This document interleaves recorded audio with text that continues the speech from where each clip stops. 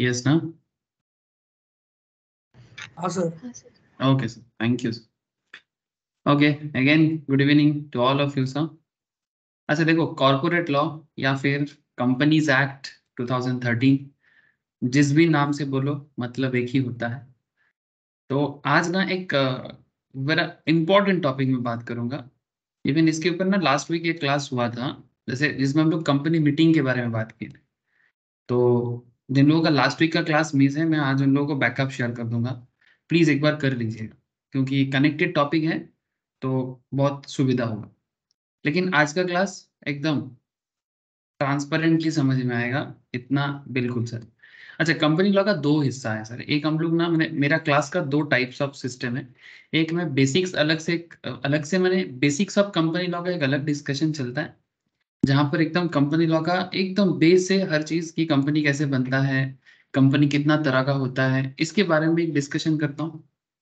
और एक होता है advance level companies related matter, हर चीज का सेक्शन सबसेक्शन वाइज डिस्कशन करना। तो जिनका भी बेसिक का एरिया अभी भी नहीं हुआ है, डोंट वरी, मैं बहुत जल्दी बेसिक का कंपनी लॉ का क्लास शेयर स्टार्ट करूंगा, तो उस टाइम पे मैं वो आप लोगों को ले लूंगा।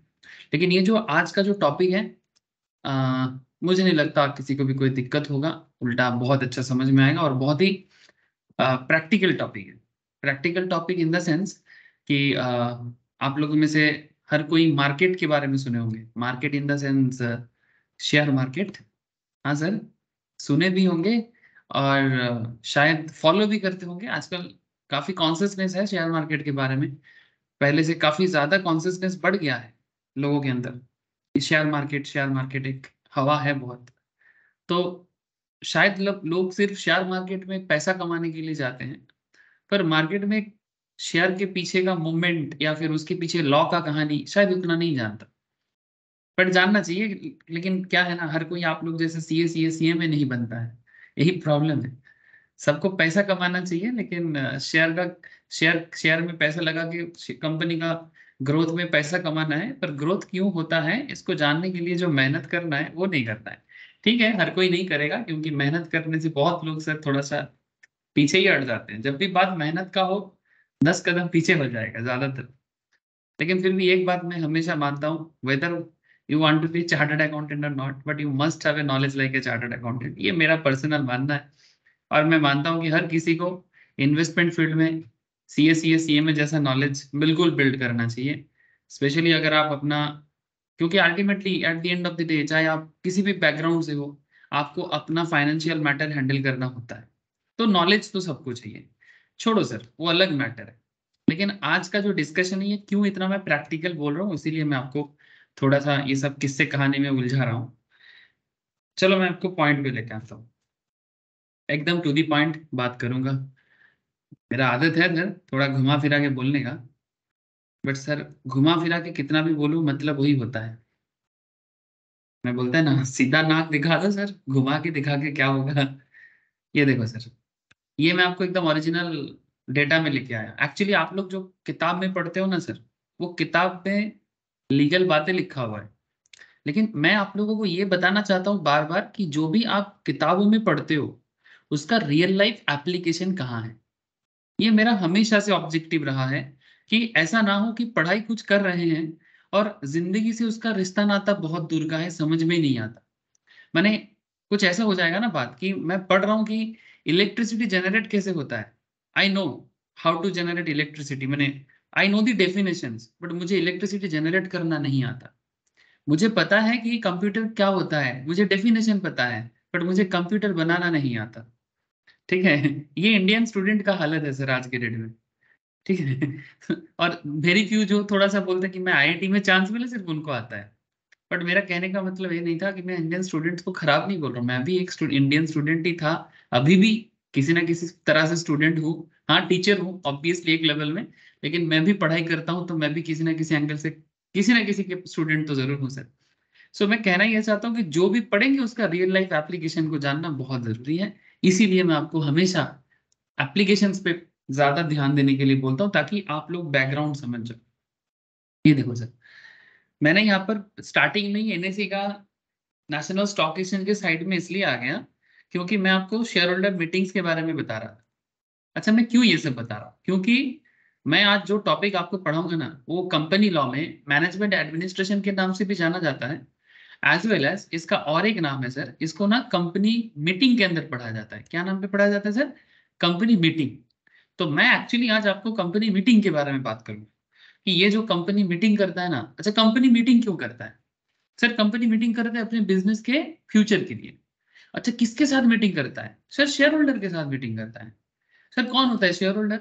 सर जिनका पैसा मार्केट में कंपनी के पास गया है, जिन्होंने कंपनी को बिजनेस करने के लिए पैसा दिया है, या फिर कंपनी का ओनर तो ऑब्वियसली वो है जिसके पास ज्यादा पैसा है कंपनी का, माने जिन्होंने कंपनी को सेटअप किया, जिसका शेयर होल्डिंग हाई है।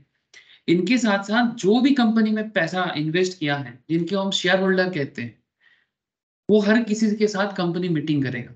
अच्छा, क्यों मीटिंग करेगा? वही मैं बोल रहा हूँ ना सर, कंपनी इसलिए मीटिंग करेगा क्योंकि कंपनी अपनी मीटिंग पे अपना फ्यूचर एजेंडा फिक्स करते हैं कि मुझे कंपनी को कहाँ लेके जाना है, कंपनी अपना डिविडेंड देना चाहता है कि नहीं देना चाहता, डिविडेंड देने से क्या प्रॉब्लम है, अगर डिविडेंड देगा तो कितना देगा, ऑडिटर कौन होगा, कॉस्ट ऑडिटर कौन होगा, कंपनी सेक्रेटरी का ऑडिट कौन करेगा, ठीक है, फलाना डिगरा, जितना बिजनेस रिलेटेड मैटर है, हर चीज के बारे में मीटिंग में बातचीत होता है सर।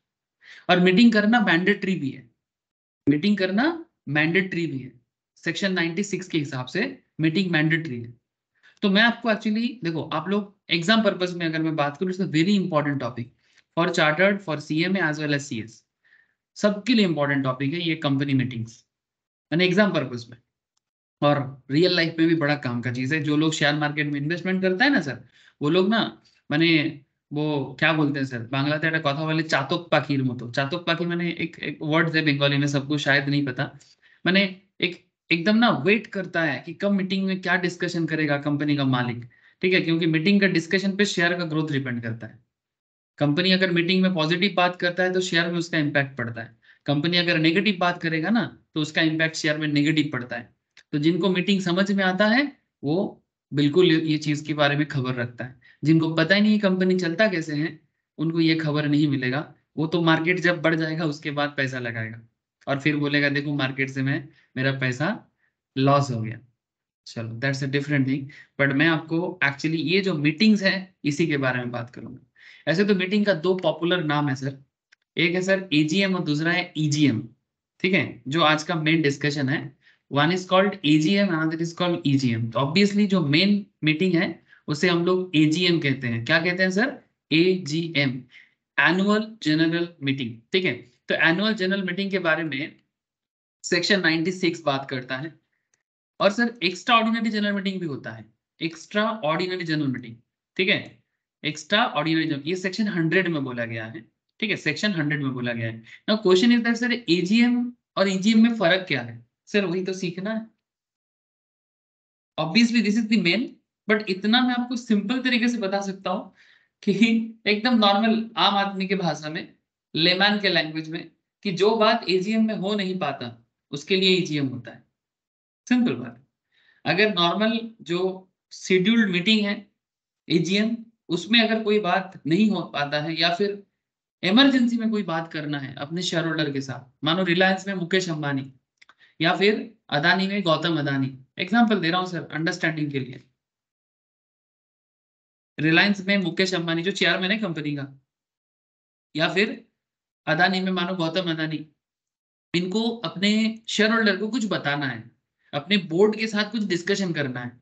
तो जब कंपनी को अपने मेन शेयर होल्डर के साथ, मेन आपका बोर्ड मेंबर के साथ, बोर्ड ऑफ डायरेक्टर के साथ कुछ इंपॉर्टेंट डिस्कशन करना हो, और एजीएम का डेट चला गया हो, एजीएम का डेट पास हो गया हो, माने करंट ईयर के लिए खत्म हो गया, फिर नेक्स्ट ईयर एजीएम में बात हो सकता है। मानो अभी भी नेक्स्ट ईयर एजीएम आते आते टाइम बहुत है, ठीक है, like may be 10 months, may be 6 months देरी है, लेकिन इतना दिन तक बात टाला नहीं जा सकता। टाला माने हम लोग उसको, माने इतना देरी नहीं कर सकते, तो उसके लिए कंपनी ईजीएम बुलाते हैं। ये नॉर्मल बात है सर, अगर किसी को सिंपली याद रखना है तो ये मतलब है। अब लेकिन ये इतना सिंपल तो है नहीं, अगर इतना ही सिंपल होता तो फिर क्लास का ही क्या जरूरत होता सर। ठीक है, तो अभी मैं आपको यही सब चीजों के बारे में बात करूंगा। ये जनरल मीटिंग, इसके बारे में काफी सारा चीजें हैं, मैं आपको हल्का बताता हूँ। देखो बहुत सारा मैटर है, मैं एक सिंपल नोट्स भी रेडी किया, जिसमें आपको ना ये थोड़ा इजी लैंग्वेज में ये नोट्स है, एक बार गो थ्रू करोगे और फिर कॉपी में अपने हिसाब से लिख लोगे। और सेक्शन के लिए इंस्टीट्यूट मैट या फिर कोई भी जहाँ पर सेक्शन रिलेटेड नोट्स हो, मैं शेयर कर दूंगा, आप वहां से सेक्शन वगैरह को नोट डाउन कर लेना। बस इतना कर लोगे तो इनफ होता है फॉर एग्जाम में आंसर लिखने के लिए। ठीक है, बाकी कॉन्सेप्ट क्लियर रखो, पेन अपने आप चलेगा। पेन कहाँ चलता है? पेन चलता है एग्जाम में। ठीक है, कॉन्सेप्ट इज वेरी इंपॉर्टेंट। अच्छा, तो जैसे मैं कुछ प्रैक्टिकल चीज यहाँ पर लिया, मैं तो ये भी बोलूंगा कि आप लोग ओरिजिनल चीज देखो। ठीक है, ये देखो, ये किस कंपनी का है, मेरे पास था इसलिए मैं दिखा रहा हूँ। ठीक है, कंप्यूटर में था मेरे पास, आप लोग भी डाउनलोड कर सकते हो कंपनी वेबसाइट से। आप लोगों को दिखाई दे रहा है सर? कौन सा कंपनी बता रहा है सर? बोलो, नाम सुना है इसका? हाँ, यस नाम सर। सुने हो क्या? अदानी पावर का है। ठीक है, अदानी पावर एक पावर जनरेटिंग कंपनी है, इलेक्ट्रिसिटी जनरेट वगैरह करता है सर। ठीक है, जैसे टाटा पावर, अदानी पावर, ये सब कंपनी है। रिसेंटली शेयर में भी बड़ा ग्रोथ दिया सर, बहुत लोगों ने पैसा कमाया, वो अलग बात है। ठीक है सर, पैसा पैसा काहे करते रहते हो? अरे नहीं सर, पैसा पैसा कहाँ कर रहा हूँ मैं, पैसा पैसा नहीं कर रहा हूँ। पैसा is not the main fact here, basically knowledge होगा तो आप सबको पता लग जाएगा, क्योंकि अदानी पावर में काफी लोगों ने रिसेंटली सीरियसली कमाया।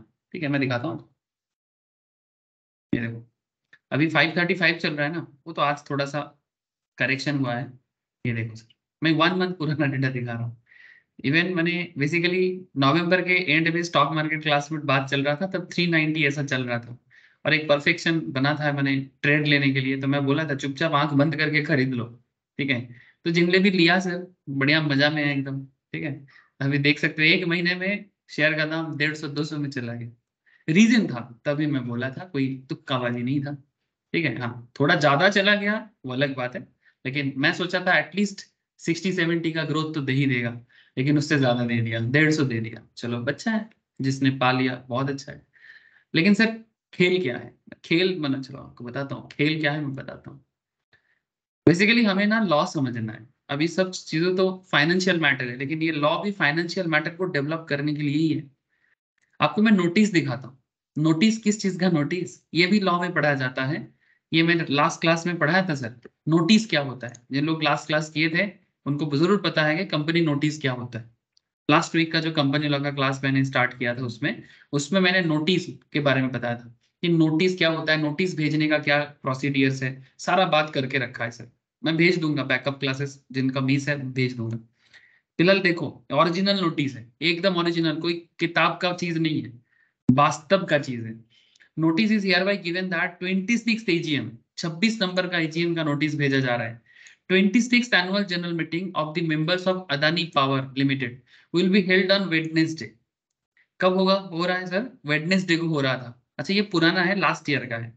27 जुलाई 2022 में जो मीटिंग हुआ था उसका है। नहीं, अभी इस साल का अभी तक आया नहीं है, आएगा तो मुझे मिल जाएगा शायद। अच्छा, किस थ्रू से होगा? 12 बजे होगा, थ्रू वीडियो कॉन्फ्रेंसिंग, और एक फिर audio visual means, to transact the following business. अच्छा, मीटिंग में क्या डिस्कशन होता है? बिजनेस का डिस्कशन होता है। ये भी लास्ट क्लास में डिस्कशन किए थे कि मीटिंग में ना दो तरह का बिजनेस का डिस्कशन होता है। बिजनेस माने एग्जैक्टली सर, हर बिजनेस का जो मीटिंग होता है ना, उसमें दो तरह का बिजनेस के बारे में डिस्कशन होता है।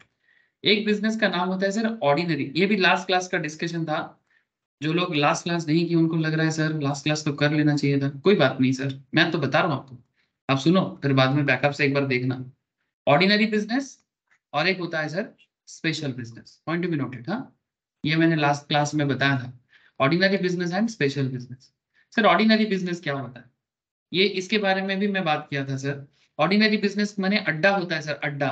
सर अड्डा माने, ये जो बंगाली लोग चाय की दुकान में अड्डा मारते हैं बंगाल का कल्चर है सर, हमारे यहाँ पर, मैं भी बंगाली हूँ, हमारे यहाँ पर कल्चर है अड्डा लगाने का। चाय की दुकान पे चाय पे चर्चा, अड्डा मारो, चलो अड्डा मारते हैं, तो very classic attitude in our West Bengal. So ये यहाँ का एक कल्चर का पार्ट है, क्लब में बैठे अड्डा मारते हैं। ठीक है, so what is the meaning of this अड्डा? सर ये अड्डा और ये अड्डा अलग है, ये तो अड्डा को यहाँ पर जनरेट किया गया, आप लोग इसको ओरिजिनल अड्डा ना समझे। ठीक है, ये अड्डा जो है ये बेसिकली एक शॉर्ट फॉर्मेशन है। ये बेसिकली पढ़ाने के टाइम पे टीचर्स यूज करते हैं। हम लोग भी जब पढ़ते थे, हमारे टीचर्स भी, हमें इसको अड्डा ही बोला गया था, ठीक है। तो हम भी, इवन कंपनी लोग अपने बुक्स में भी कई बार लिखते हैं अड्डा। ऐसे ही कोई ऑफिशियल नाम नहीं है, पर इससे इसको कहा जाता है, एक प्रैक्टिस है अड्डा, ठीक है।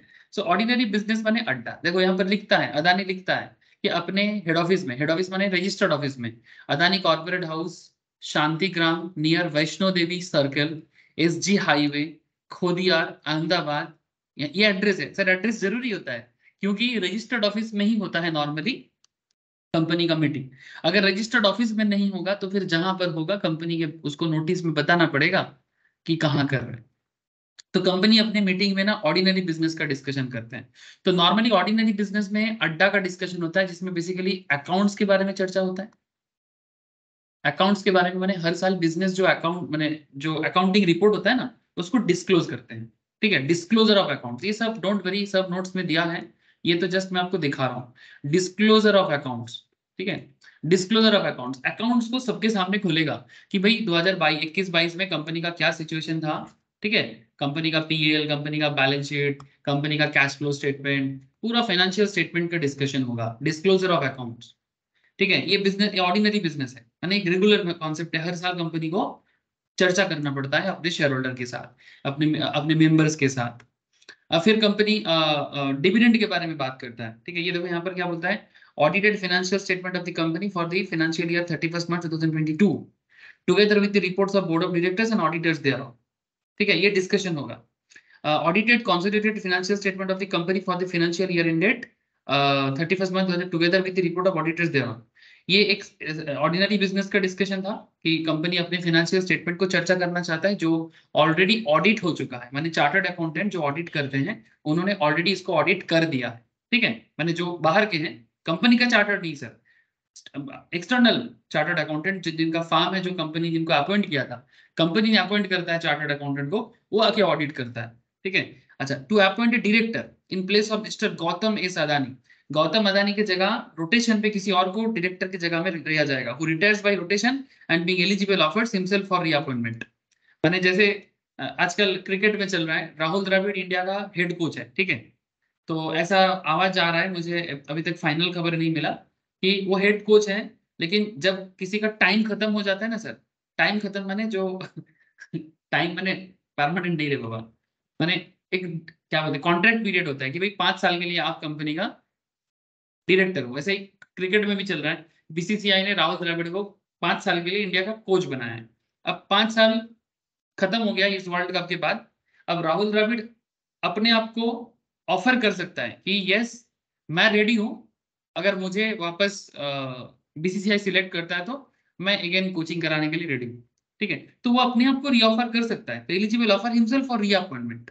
अब बोर्ड इसको अगर अप्रूवल कर देता है, ठीक है, कंपनी के केस में, तो फिर वो फिर से बन जाएगा। लेकिन ये एवरी ईयर ये एक ऑर्डिनरी बिजनेस है कि जिनका जो डायरेक्टर था कंपनी में, अगर उनको रिप्लेस भी करना होता है तो भी ऑर्डिनरी बिजनेस है, अगर वो फिर से रीअपॉइंट होता है तो वो भी ऑर्डिनरी बिजनेस है।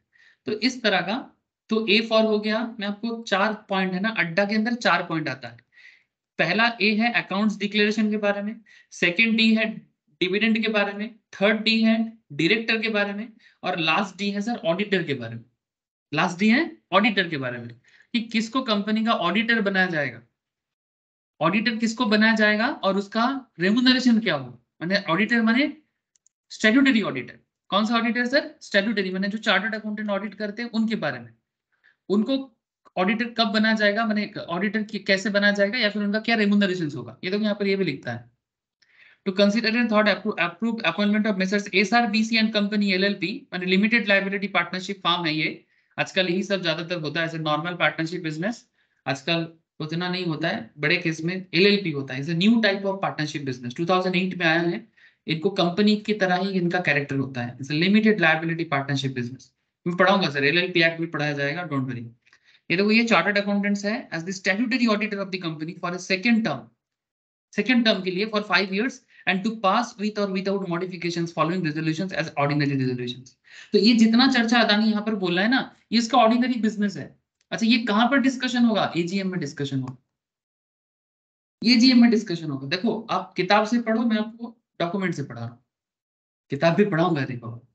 देखिए किताब में जो लिखा है इसका ये वर्जन है ओरिजिनल वाला। अच्छा ये सब ड्राफ्टिंग कौन करता है? ये जो पूरा ड्राफ्टिंग है कौन करता है? ये कौन कौन भेजता है? किसका दायित्व है जानते हो? Company secretary. बड़ा रोल प्ले है। ये जो पूरा खेल है ना, एक मीटिंग को अरेंज करना, ऑर्गेनाइज करना, ए टू जेड का ये सीएस का होता है। कंपनी का पूरा लीगल मैटर सीएस के पास में। फिर सीएमए वाले क्या करता है अभी दिखाता हूँ आपको। अरे सब कुछ यही है, कहाँ जाना है सर, सब यहीं पर है। देखो सर, बस देखो, जानो, समझो, पता लगेगा कि खेल क्या चल रहा है। अच्छा देखो एजीएम में स्पेशल बिजनेस। अच्छा स्पेशल बिजनेस क्या होता है?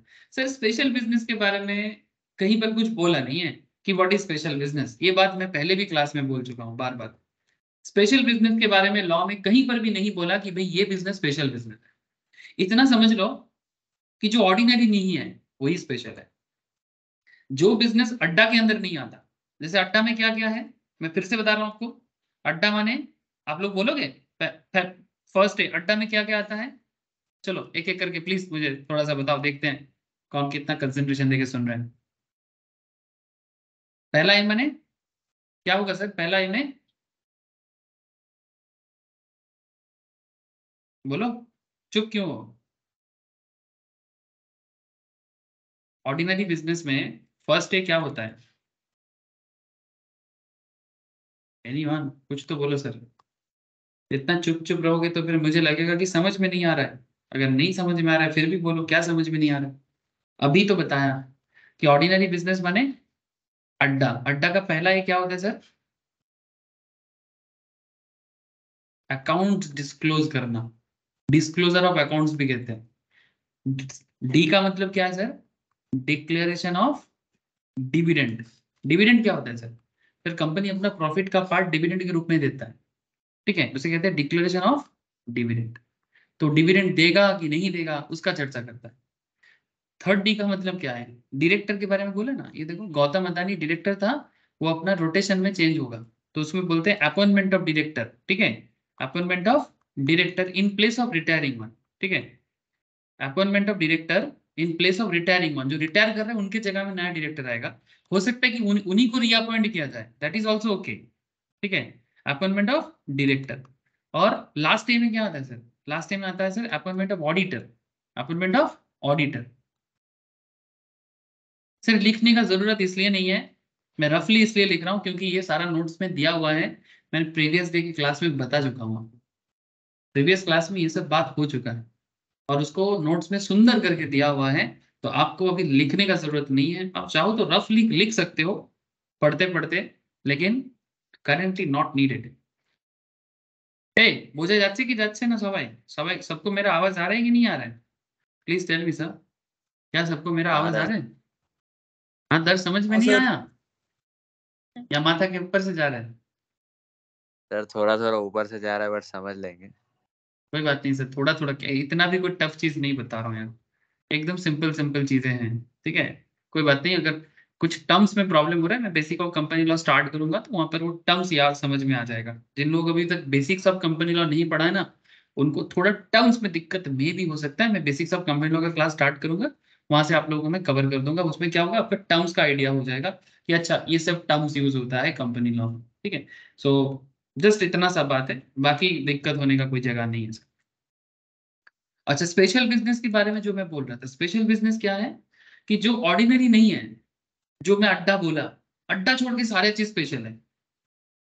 अब इसका कोई लिस्ट नहीं है। जैसे एग्जांपल के तौर पे, जैसे मानो कोई डायरेक्टर, जैसे यहाँ पर गौतम अदानी तो कंपनी का डायरेक्टर था, लेकिन मानो गौतम अदानी को कोई डायरेक्टर पोस्ट से हटा रहा है, मैंने एक्सपेल करा रहा है बीच में ही, टर्म खत्म होने से पहले।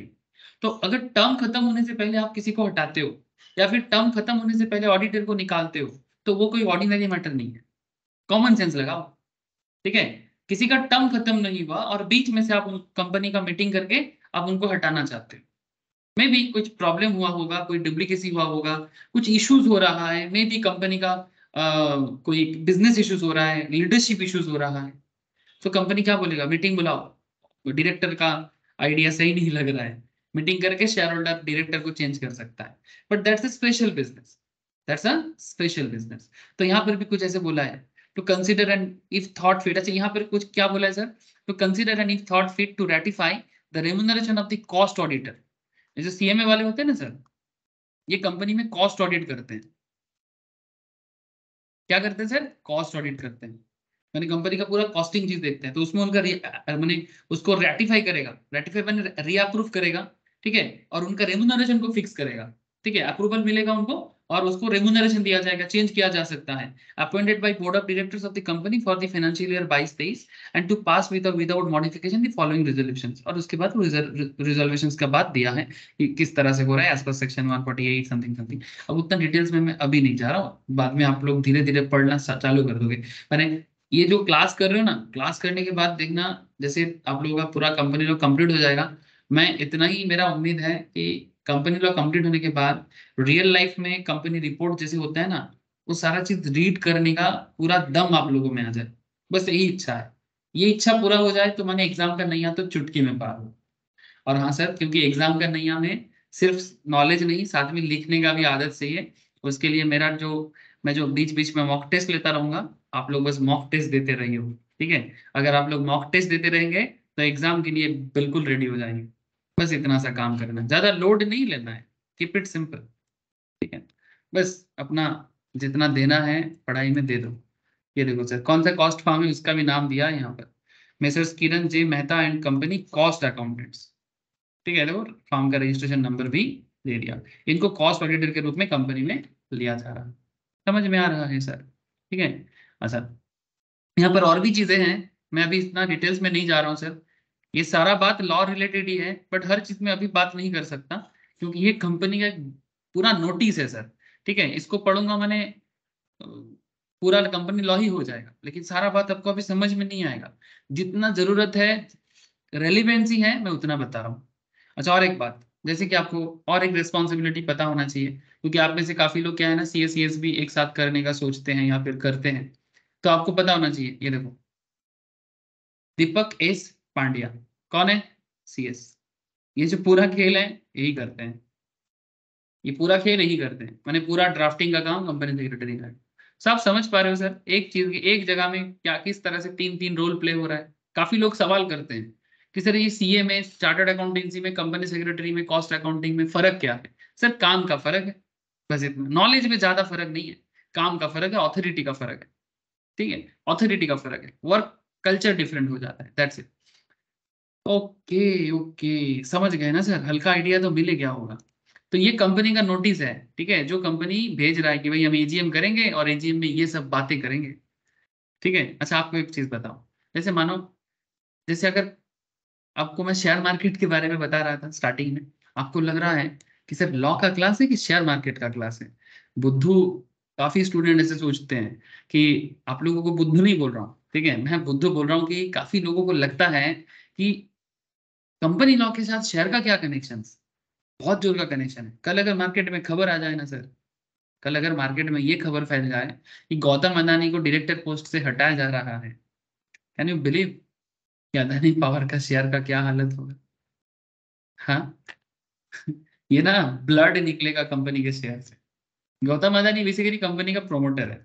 अच्छा प्रोमोटर होने के नाते भी कंपनी क्योंकि पब्लिक लिमिटेड है, तो अगर सारे के सारे शेयर होल्डर गौतम अदानी के अगेंस्ट में चले जाते हैं, अब इसके पास वोटिंग पावर बहुत है, वो अलग बात है, बट कंपनी मीटिंग में ऐसा हो जाता है कई बार कि जिन्होंने कंपनी को बनाया उसी को कंपनी का मैंने जो डायरेक्टर पोस्ट है वो छोड़ना पड़ा, ऐसा हुआ है।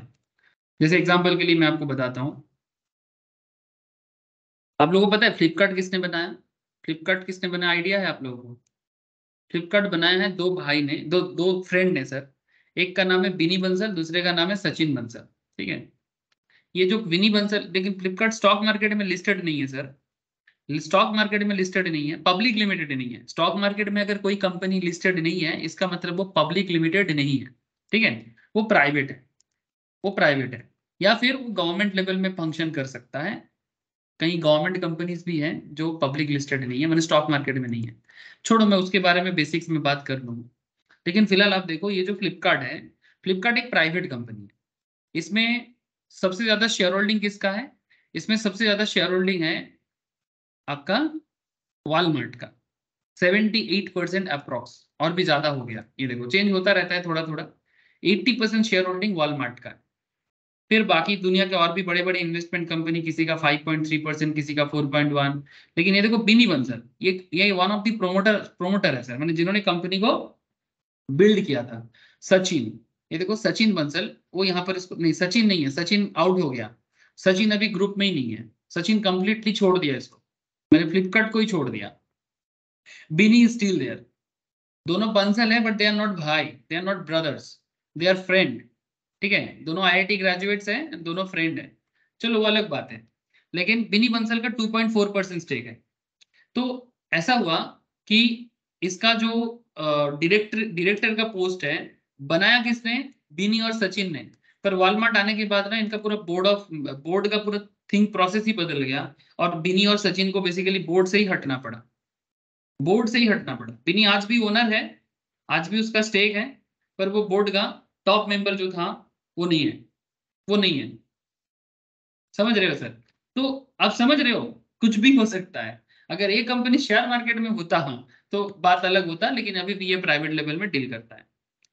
तो पॉइंट आप समझ गए सर, ठीक है, कि किस तरह का सिचुएशन हो सकता है बिजनेस लेवल में। ये प्राइवेट लेवल में है तो उतना इंपैक्ट नहीं करेगा, क्योंकि ये इंटरनल मैटर है। जब भी कंपनी स्टॉक मार्केट लेवल में मैंने पब्लिक लिमिटेड हो जाएगा ना, कंपनी का कौन डायरेक्टर बन रहा है, कौन कंपनी का पोस्ट छोड़ रहा है, ठीक है, ये सारा मैटर डिपेंड करता है, और कंपनी के शेयर प्राइस में उसका बहुत बड़ा इंपैक्ट करता है।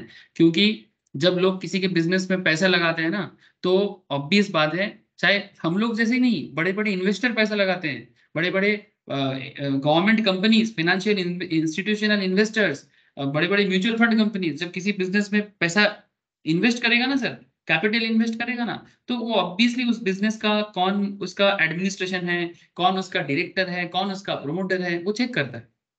क्योंकि अल्टीमेटली बिजनेस तो एक आर्टिफिशियल सिस्टम में चलता है, बिजनेस को चलाने वाला तो एक ह्यूमन बीइंग है ना सर। तो अल्टीमेटली लोगों को लगता है हम बिजनेस में इन्वेस्ट कर रहे हैं, बट कहीं ना कहीं उनको दिमाग में चलता है सर, सबकॉन्शियस माइंड में फिट है कि हम बिजनेस में बिल्कुल इन्वेस्ट कर रहे हैं, पर बिजनेस उससे भी ज्यादा इन्वेस्ट करते हैं बिजनेस चलाने वाले पे। ठीक है, ये सबको पता है, दुनिया को पता है। ठीक है, चलो अलग बात है। आई होप कि हल्का हल्का आइडिया मिल रहा है सर, क्यों पढ़ेंगे, किस लिए पढ़ेंगे, तो पूरा आइडिया क्लैरिटी से समझ लेना चाहिए। अब चलो मैं आपको ना एकदम जनरल मीटिंग के बारे में इंपॉर्टेंट पॉइंट्स बताता हूँ, जो आज का मेन फोकस एरिया। सुनो सर सुनो, कि एजीएम क्या है, एग्जाम पर्पस में किस तरह से इसको पढ़ना चाहिए। तो सबसे पहले तो आपको मैं सेक्शन बोला, सेक्शन 96 में बोला गया है।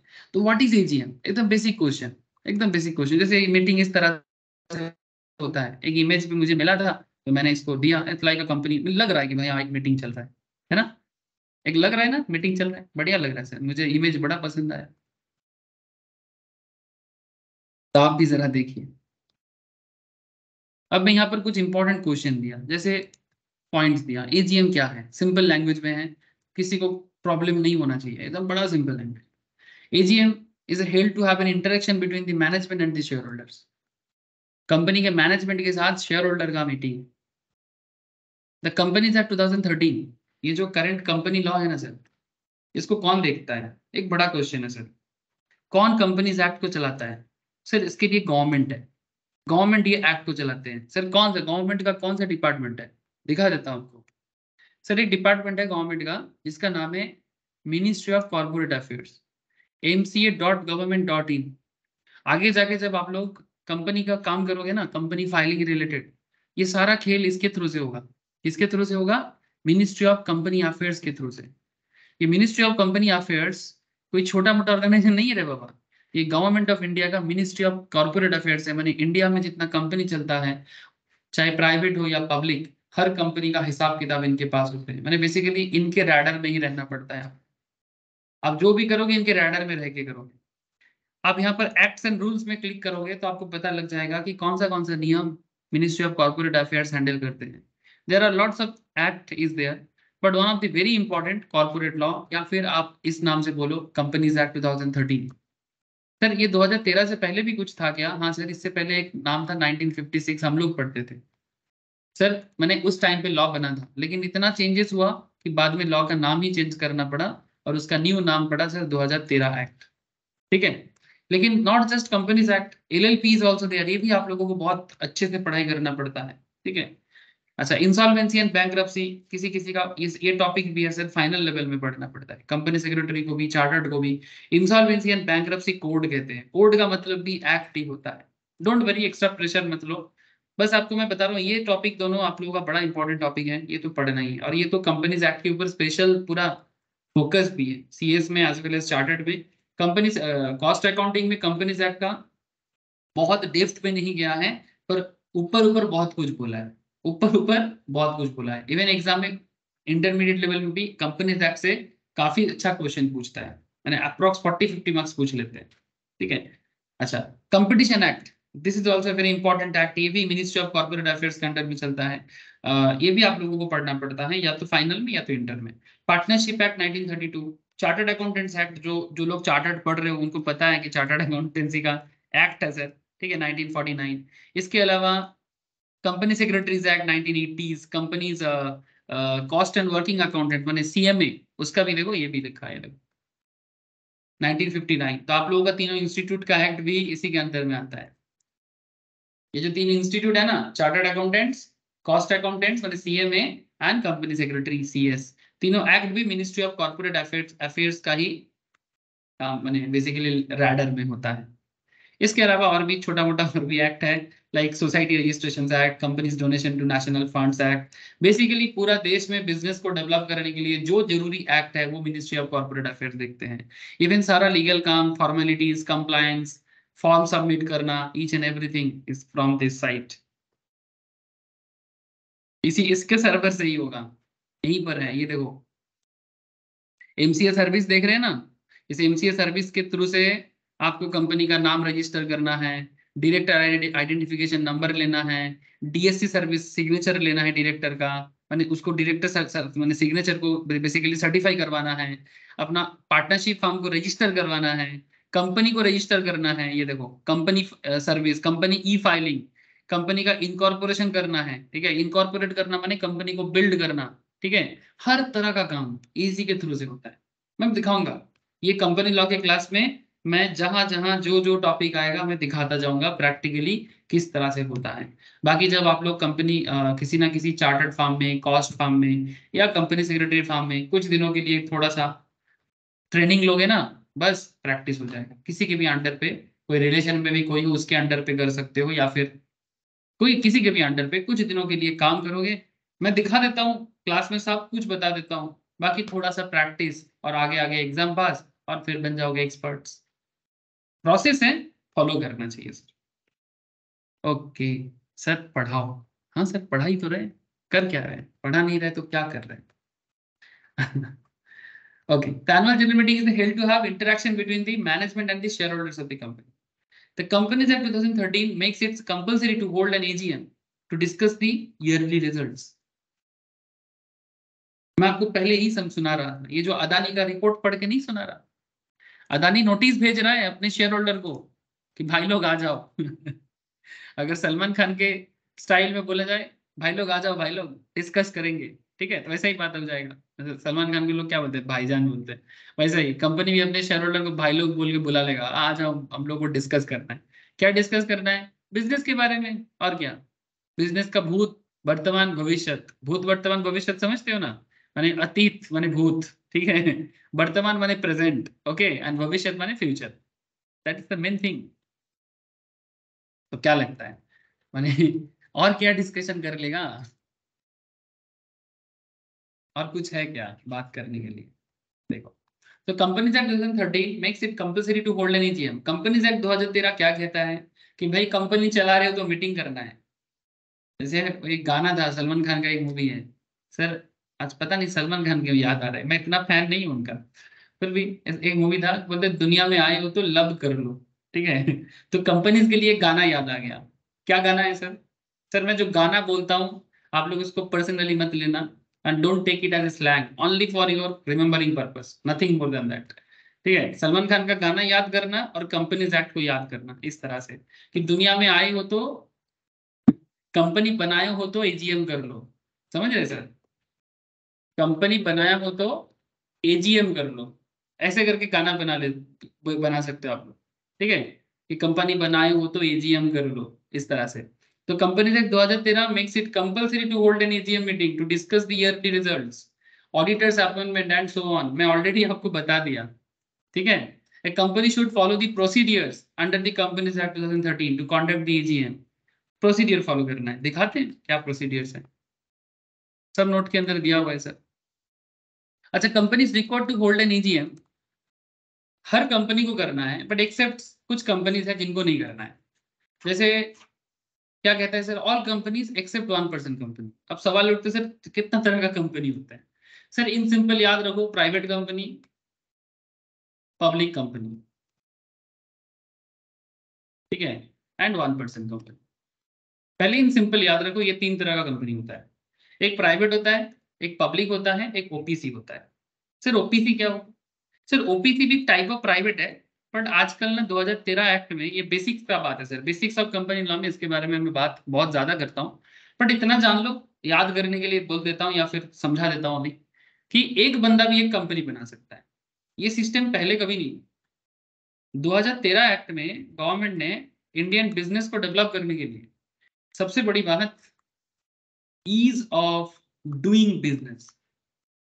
हमारे देश में जो सबसे बड़ा प्रॉब्लम है, देश में हमारे छोरा लोग हैं ना सर, छोरा माने यूथ, ठीक है, छोरा छोरी, समझते हो सर? छोरा छोरी माने यूथ को ना बिजनेस करने में मन नहीं है, उनको बस चाकरी चाहिए, जॉब चाहिए। ज्यादातर यही मेंटेलिटी बना हुआ है। और सबको अगर चाकरी चाहिए तो कहाँ मिलेगा चाकरी, माने जॉब कहाँ मिलेगा? बिजनेस होगा तब ना जॉब मिलेगा सर। तो अगर सब बोलेगा हमें जॉब दे दो, तो कोई किसी को तो बोलना है भाई कि हमें बिजनेस करना है। अगर 10 बंदा आउट ऑफ 10 स्टूडेंट 10% अगर 10 लोग बिजनेस करता है, उसमें से सॉरी 10% में से अगर एक लोग बिजनेस करेगा, तो 9 लोग शायद वहां पर काम करें। ये प्रॉब्लम है अभी भी हमारे कंट्री में। हमारे देश में ज्यादातर बिजनेसमैन बनना नहीं चाहता है। जो भी हो, ईज ऑफ डूइंग बिजनेस को बढ़ाने के लिए गवर्नमेंट ने ओपीसी बनाया। इसमें कितना डेवलपमेंट हुआ है वो तो मुझे नहीं पता, अभी तक पता नहीं सर, लेकिन एक्ट में है कि 1% कैन मेक्स अ कंपनी, ठीक है, तो उसे ओपीसी कहते हैं। फिलहाल इतना समझ लो, बाकी डिस्कशन बेसिक्स में करेंगे, ठीक है सर। ओपीसी के बारे में बाकी डिस्कशन बाद में करेंगे, जब बेसिक्स ऑफ कंपनी लॉ का डिस्कशन चालू करेंगे ना, तो ओपीसी में भर भर के बात करेंगे, एक एक कैरेक्टर उठा के बात करेंगे। समझ में आ रहा है? अभी देखो सिंप्लीफाई कर दिया मैंने, पहले थोड़ा प्रैक्टिकल वर्ड में था, अभी किताबी बातों में आ गया। कि বোঝা যাচ্ছে কি যাচ্ছে না? थोड़ा सा इशारा कर दो सर, हाँ ना कुछ तो बोलो। हाँ sir. Thank you sir, thank you. नहीं वो क्या है ना, बीच बीच में थोड़ा रिस्पांस मांग लेते हैं आप लोगों से, मुझे और क्या चाहिए सर। सो ऑल कंपनीज, क्योंकि देखो ये कोई मैथ्स का क्लास नहीं है, अकाउंट्स का क्लास नहीं है, कैलकुलेशन का कोई जगह नहीं है, समझने वाला चीज है, ठीक है। और इसको आप रट्टा नहीं लगा सकते, मैंने मुकुश तो करा जिनिस ही ना आएगा। मैंने ज्यादा बात पहले समझो, बाद में रट्टा लगा। समझ के रटो कोई दिक्कत नहीं है, बट बिना समझ के रटोगे भूल जाओगे। All companies except 1% company should hold an AGM after the end of each financial year। जैसे इंडिया में फाइनेंशियल ईयर कैसे चलता है, जैसे करंट फाइनेंशियल ईयर कौन सा चल रहा है, कौन बोलेगा मुझे? करंट फाइनेंशियल ईयर क्या चल रहा है सर? 23-24 23-24 कब चालू हुआ था? 1 अप्रैल 2023। खत्म कब होगा सर? 31 मार्च 2024। ठीक है, तो ये 1 साल का बिजनेस होने के बाद, ठीक है, आपको एजीएम करना है। तो नॉर्मल रूल कहता है कि 6 महीने के अंदर a company must hold its AGM within a period of 6 months from the end of the financial year। ये जो 31 मार्च 2024 खत्म होगा, इसके 6 मंथ्स के अंदर आपको एजीएम कर लेना चाहिए। इसका मतलब अगर डेट वाइज देखा जाए, 30 सितंबर को आपको एजीएम कर लेना चाहिए, with in 30 September every year. याद रहेगा? हाँ सर, याद रहेगा, इंपॉर्टेंट पार्ट था, बहुत इंपॉर्टेंट पार्ट था। यही नियम है, यही सब नियम आप लोगों को जानना है, याद रखना ही पड़ेगा। देखो, तो do not that the time gap between 2 annual general meeting should not exceed 15 months. और एक बात, मानो 23-24 आपको पता लग गया, this is your current financial year, जो स्टार्ट हुआ था 1 अप्रैल 2023 को, जो खत्म होगा 31 मार्च 2024 को। ठीक है, अब ये जैसे ही 31 मार्च 2024 खत्म होता है, कंपनी को एजीएम बुलाना पड़ेगा। मैं आपको दिखाता हूँ। देखो कंपनी एजीएम के बुलाते हैं तो पता कैसे चलता है। ये देखो, मैं आ गया एनएसी के साइड में, नेशनल स्टॉक एक्सचेंज के साइड में। यहाँ पर डेटा मिल जाता है सर, और हम लोग ढूंढते हैं कि किसका मीटिंग कब है, मीटिंग में क्या डिस्कशन करेगा। ये देखो, ये कौन सा डेटा है, शेयर होल्डर्स मीटिंग का। आपको अगर कंपनी का नेम पुट करना है, आप यहाँ पर पुट कर सकते हो। टाइप ऑफ मीटिंग पुट करना है तो वो भी कर सकते हो। यहाँ पर मैं एजीएम लिखूं, ये देखो, जैसे मैंने एजीएम लिखा ना, ठीक है, ये देखो डेटा आ रहा है कि रिसेंट कौन सा कंपनी का मीटिंग है जो आ रहा है। देखो रिसेंटली 7 तारीख को एक कंपनी का मीटिंग था। ये देखो कौन सा मीटिंग था, एजीएम था। तो क्या नाम है, Bora industries inform the exchange recording notice of AGM. 8 तारीख था, मैंने आज था। कल था किसका, कल था एसबीपी ग्लोबल टेक्सटाइल लिमिटेड बोल के कंपनी है, उसका मीटिंग था कल, मैंने यस्टरडे था। एजी अच्छा नहीं, ये मीटिंग टाइप एजीएम है, अच्छा सॉरी, ये आपका एजीएम डेट दिया था 30 दिसंबर 2023 को, और ये डेट दिया था 29 दिसंबर को, और ये डेट शायद आज हुआ है, किसी कारण से ये पोस्टपोन हुआ था, समथिंग लाइक दैट। ठीक है, इसका डिटेल्स मिल जाता है कि इस डेट के अंदर कंपनी को मीटिंग कर लेना चाहिए। इसका सारा डिटेल्स मिल, इस तरह से आप किसी भी कंपनी का डेटा को निकाल सकते हो कि कौन सा कंपनी। जैसे अगर मैं यहाँ पर लिखता हूँ रिलायंस, ठीक है, रिलायंस का अभी कोई मीटिंग है नहीं, हो चुका है। ये देखो रिलायंस का मीटिंग हो चुका है 29 अगस्त 2023 को। कंपनी ने डेट डिक्लेयर किया था 28 अगस्त को। ठीक है, फिर 29 अगस्त को हुआ था इसका डिटेल्स। इस तरह से आप किसी भी कंपनी का लास्ट मीटिंग कब हुआ था वो फाइंड आउट कर सकते हो। अच्छा, मीटिंग में क्या डिस्कस करना है, किस तरह से डिस्कस करना है, उसका भी वो लोग बोल देता है। ठीक है सर, तो जस्ट समझाने के लिए कुछ पॉइंट्स दिखाया। तो ये हर साल कंपनी अपना फाइनेंशियल ईयर खत्म होने के 6 महीने के अंदर कर ले, विद इन 6 मंथ्स। और अगर डेट वाइज देखो तो 30 सितंबर एवरी ईयर के अंदर जनरल मीटिंग कंप्लीट हो जाना चाहिए। और 2 जनरल मीटिंग के बीच में मानो 23-24 एंड इसके बाद मानो 24-25, अगर कोई कंपनी 23-24 का मीटिंग करने में देरी करता है, ठीक है, मानो 30 सितंबर के बाद कोई एक मीटिंग डालता है, या फिर एकदम लास्ट में जाके करता है, फिर 24-25 का भी मीटिंग का डेट आ जाएगा। जैसे ये भी, इसका बेसिकली फाइनेंशियल ईयर खत्म कब होगा, 1/4/24, फिर ये खत्म हो जाएगा 31 मार्च 25 को। फिर इसका भी 6 महीने के अंदर मीटिंग करना है, मैंने 30 सितंबर 2025 के अंदर। तो अगर आप इधर 30 सितंबर 2024 में एक मीटिंग करते हो, तो फिर आपके पास क्या हो गया, टाइम बहुत कम हो गया ना। तो रूल कहता है कि 2 एजीएम के बीच में 15 महीने से ज्यादा गैप नहीं होना चाहिए, नॉट मोर देन 15 मंथ्स। याद रखिए, वेरी वेरी इंपॉर्टेंट पॉइंट्स, ये सारा मैं इंपॉर्टेंट पॉइंट्स में बात कर रहा हूँ। The time gap between 2 annual general meeting, माने एक कंपनी जब अपना पहला मीटिंग करेगा, ठीक है, उस मीटिंग से नेक्स्ट मीटिंग का, माने अगर 23-24 का मीटिंग से नेक्स्ट मीटिंग का जो डेट है, उसके बीच में मैक्स टू मैक्स 15 मंथ्स का गैप हो सकता है, इससे ज्यादा नहीं हो सकता।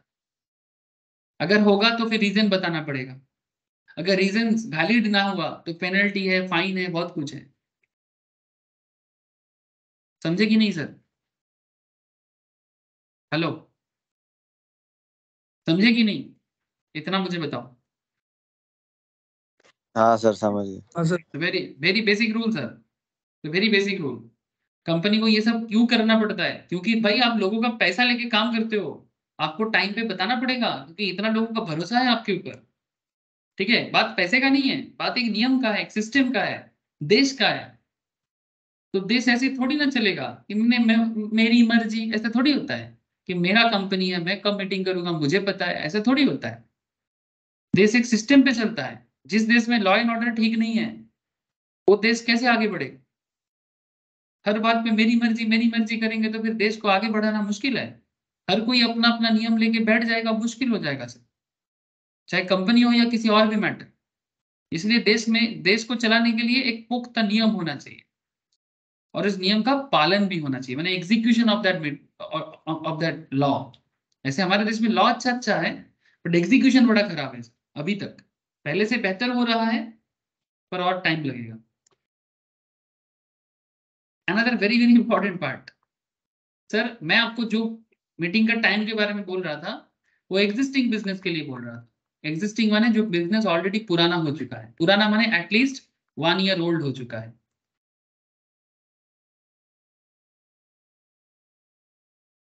अगर कंपनी एकदम नया नया है, मैंने नए नवेली बिजनेस, दुल्हन नहीं बिजनेस, बिजनेस एकदम नया नया बना है, in case of A first annual general meeting the company can hold the AGM with in 9 months। अगर कंपनी पहला पहला है, अभी अभी आया है, ठीक है, ज्यादा पुराना नहीं हुआ, 1 साल भी नहीं हुआ बिजनेस को आते हुए, तो अगर बिजनेस मानो स्टार्ट होता है 1 अप्रैल 2023 को, एग्जाम्पल दे रहा हूँ, इसके ऊपर और भी आगे आगे क्वेश्चन करवाऊंगा मैं आपको, और मानो इसका फाइनेंशियल ईयर खत्म होता है 31 मार्च 2024 को। पहले मैं सिंपल बताता हूँ, फिर इसका और भी कॉम्प्लेक्स पार्ट है, धीरे धीरे मैं इसका डेवलप करूंगा।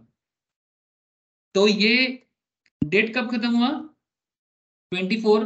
31 मार्च। इसके बाद इसके पास मैक्सिमम 9 months का टाइम है, क्योंकि फर्स्ट टाइम है ना, तो टाइम मिलता है, एक्स्ट्रा 3 month का टाइम मिलता है। The company can hold the AGM within 9 months from the end of the first financial year. In such cases where the first AGM is already held, there is no need to hold any AGM in the year of incorporation. अगर पहला AGM पहले हो चुका है तो फिर और कोई AGM इनकॉर्पोरेशन ईयर में करने का जरूरत। इनकॉर्पोरेशन माने कंपनी जिस साल बनता है, कंपनी जो बनता है उसको इनकॉर्पोरेशन कहा जाता है। इनकॉर्पोरेट माने बेसिकली कंपनी का जन्म हुआ, डेट ऑफ बर्थ टाइप का, ठीक है। हम लोग जिस साल पैदा हुए हैं वो हम लोग का इनकॉर्पोरेट डेट है, ठीक है। सिमिलरली कंपनी का इनकॉर्पोरेशन डेट माने कंपनी जिस साल बना है उसे इनकॉर्पोरेशन कहते हैं, ठीक है। तो there is no need to hold any AGM in the year of incorporation, अगर ऑलरेडी हो गया तो और नहीं करना है, बाद नेक्स्ट ईयर करेगा। लेकिन नेक्स्ट एजीएम इसके बाद नियम नॉर्मल हो जाएगा। बिजनेस पुराना है फाइनेंशियल ईयर के 6 महीने बाद, बिजनेस न्यू है 9 महीने बाद, मैंने पहले से ही आपको 3 महीने का एक्सटेंशन मिल जाता है, और 2 एजीएम के बीच में 15 महीने से ज्यादा गैप नहीं होना चाहिए, बस इतना सा फॉलो करना है। 15 मंथ से ज्यादा गैप नहीं होना चाहिए, ठीक है।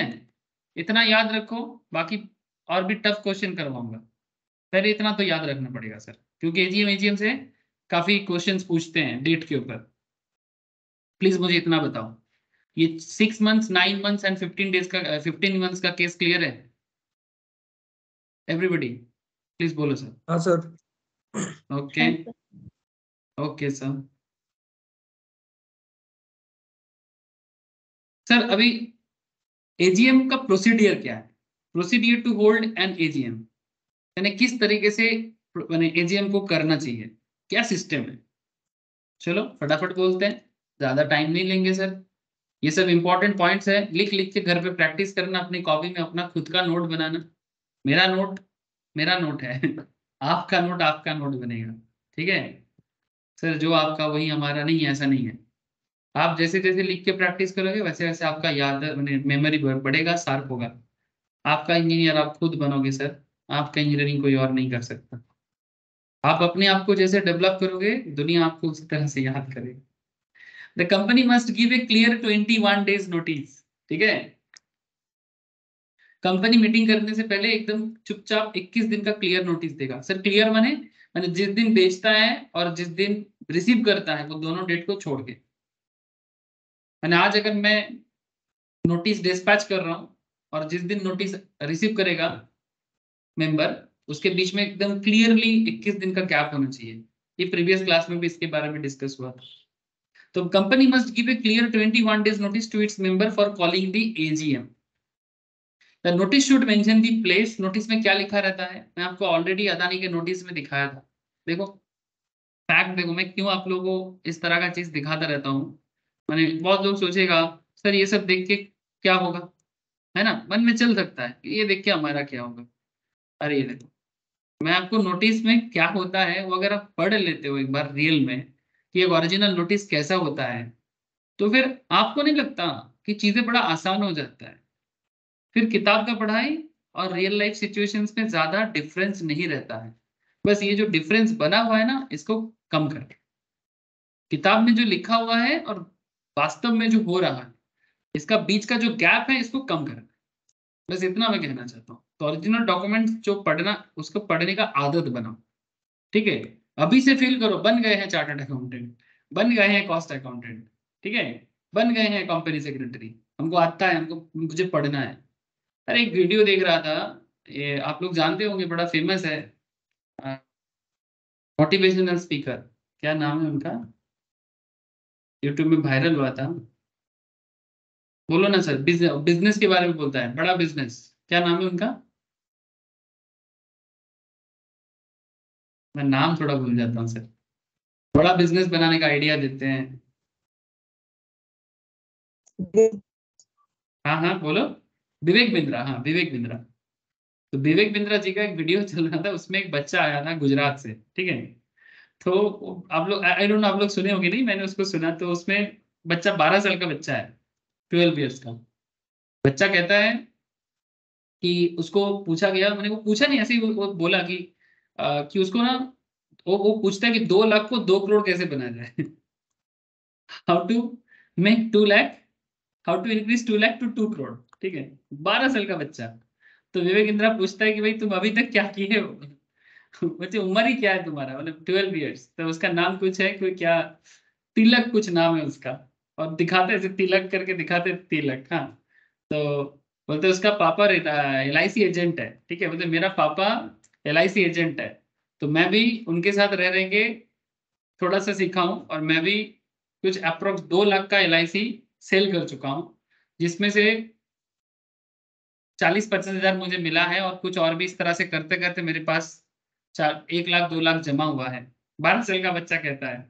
तो मैं ये जानना चाहता हूँ कि ये 2 लाख को मैं 2 करोड़ में कैसे बनाऊं, ठीक है, एक 12 साल का बच्चा ये फीलिंग्स रखता है, और वो विवेक बिंद्रा के सेमिनार में जाके पूछता है, ठीक है, तो विवेक बिंद्रा सर उसका क्या जवाब देगा वो तो उन्हीं को पता है, पर मैं यही बोलना चाहता हूँ कि सर सोच को बड़ा करो, वो 12 साल के बच्चे की तरह, ठीक है, ये सोच बड़ा करेंगे तो ही कुछ बड़ा हो पाता है, ठीक है, सोच बहुत इंपॉर्टेंट है सर। सुनने में अच्छा लगता है, हाँ मोटिवेशनल स्पीकिंग है, लेकिन सर मैं आपको इसके पीछे का साइकोलॉजी बताने की कोशिश किया, जस्ट फील बिग, ठीक है, बड़ा सोचो, सब बड़ा होगा। वीडियो वायरल हुआ है, आप लोग अगर मिले, आप लोग मुझे बताना कि वीडियो देखे कि नहीं, जो भी होगा। आगे बढ़ते हैं सर। तो company must give a 21 clear days to its member for calling the AGM, मैंने AGM बुलाने के लिए। नोटिस, जैसे आप लोगों को स्कूल का नोटिस मिलता था ना माँ बाबा को, गार्जियन नोटिस, वैसा ही कंपनी भी नोटिस भेजता है शेयर होल्डर। नोटिस में लिखा रहेगा कहाँ पर होगा, date and day of the meeting, an hour at which the meeting is scheduled, किस टाइम पे होगा, देखो ओरिजिनल डॉक्यूमेंट में ऐसा ही लिखा रहता है।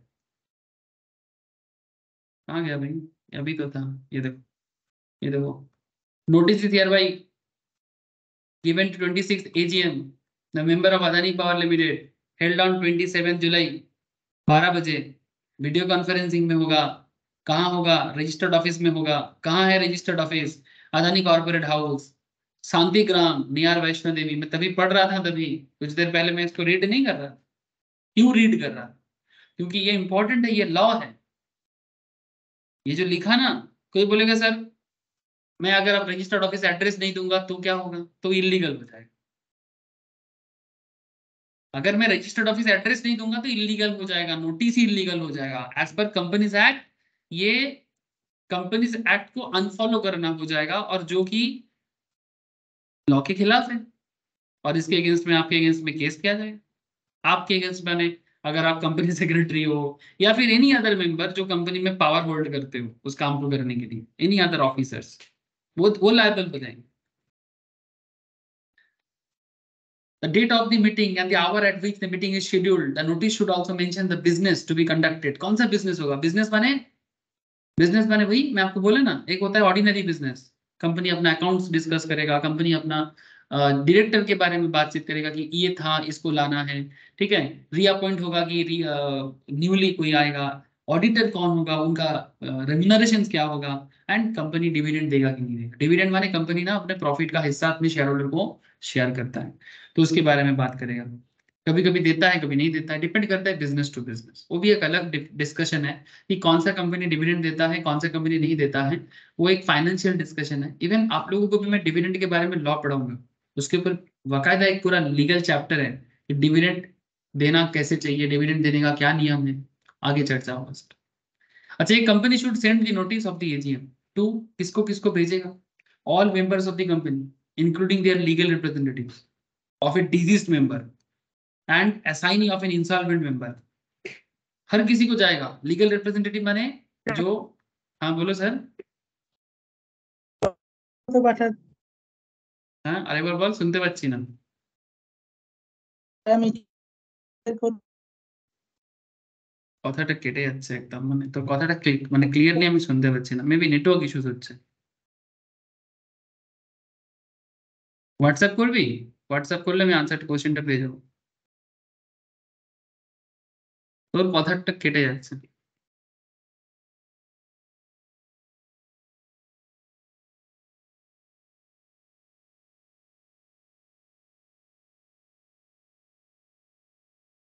হ্যাঁ বল বল যেটা বলছিস।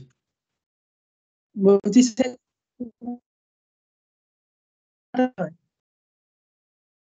फिर से आवाज कट जा रहा है ऋषभ, আওয়াজটা কেটে যাচ্ছে। আমাকে হোয়াটসঅ্যাপে লেখ না মেসেজ কোশ্চেনটা, হোয়াটসঅ্যাপে কোশ্চেনটা লেখ, আমি দেখে বলে দিচ্ছি। বুঝতে পারছি না।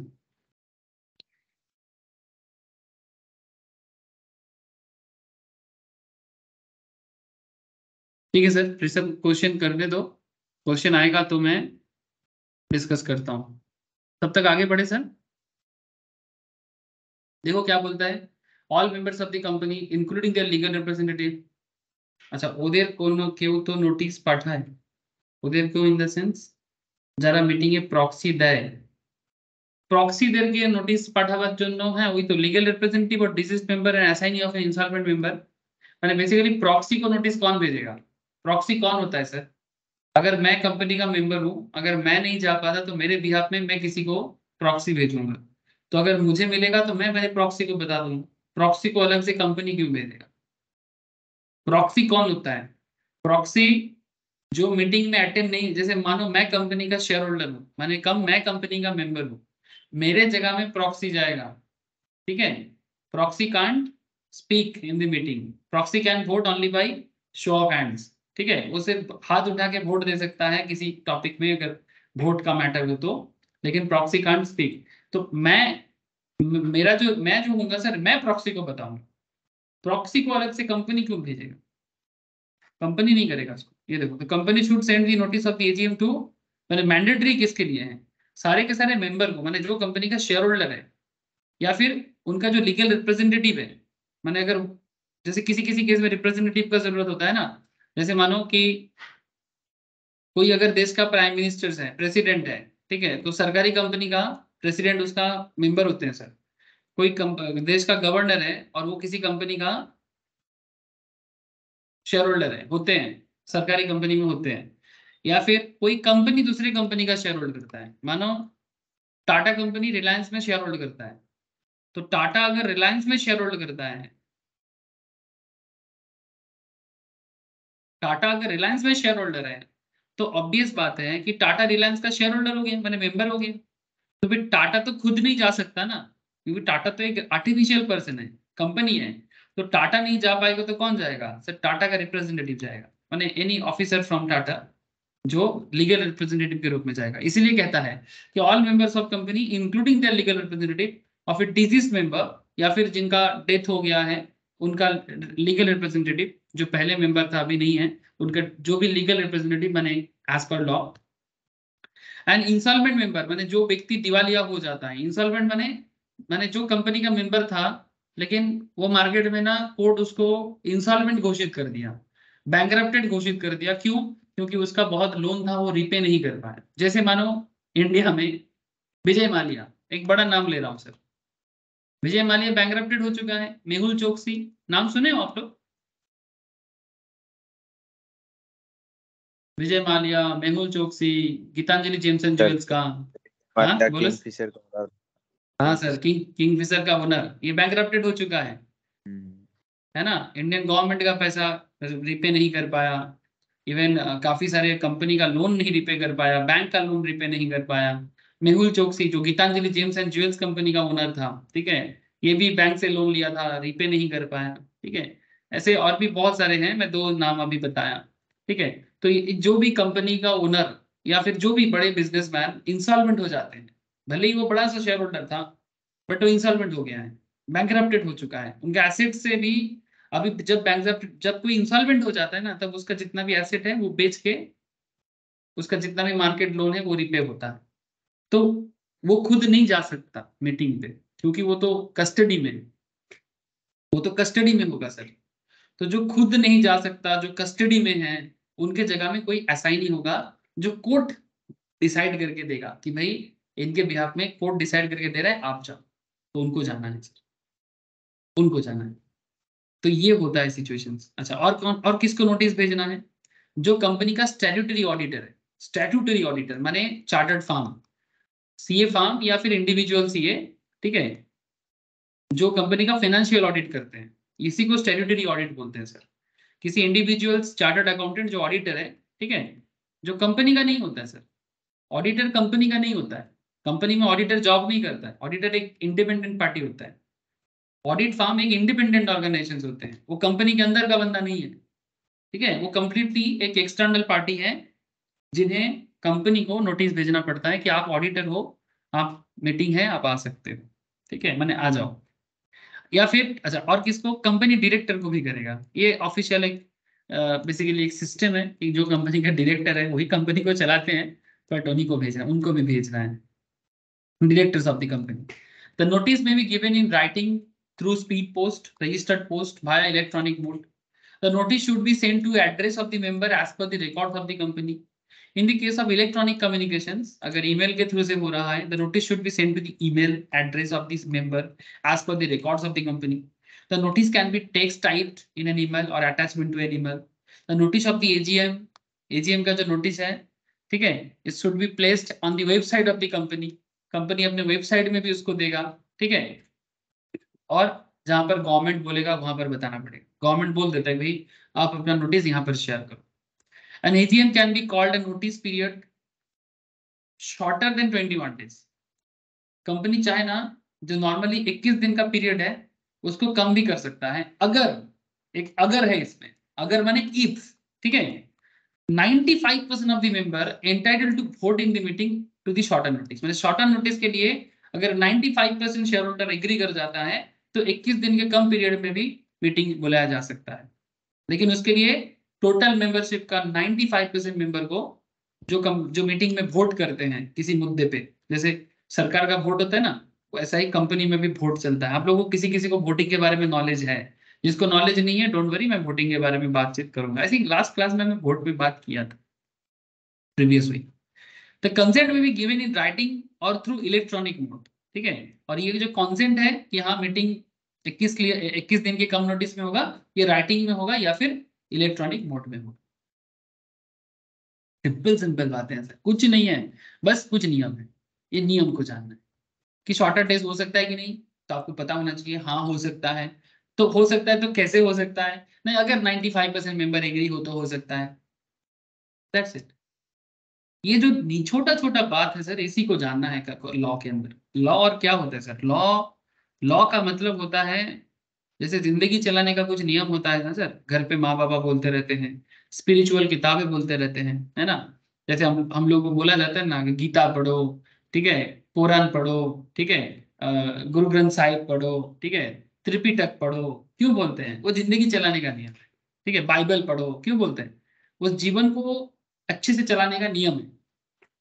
ऐसे तो हमारे देश में तो नियम बचपन से बच्चा लोगों को ऐसे ही सिखाया जाता है, नॉर्मल में वो सीख जाते हैं। फॉरेन कंट्रीज में उतना नॉलेज नहीं होता है तो उनको अलग से पढ़ाया जाता है।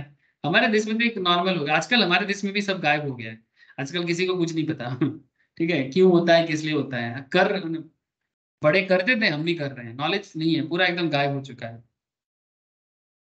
हर चीज के पीछे का कारण होता है। तो वही सिमिलरली कंपनी चलाने का नियम है।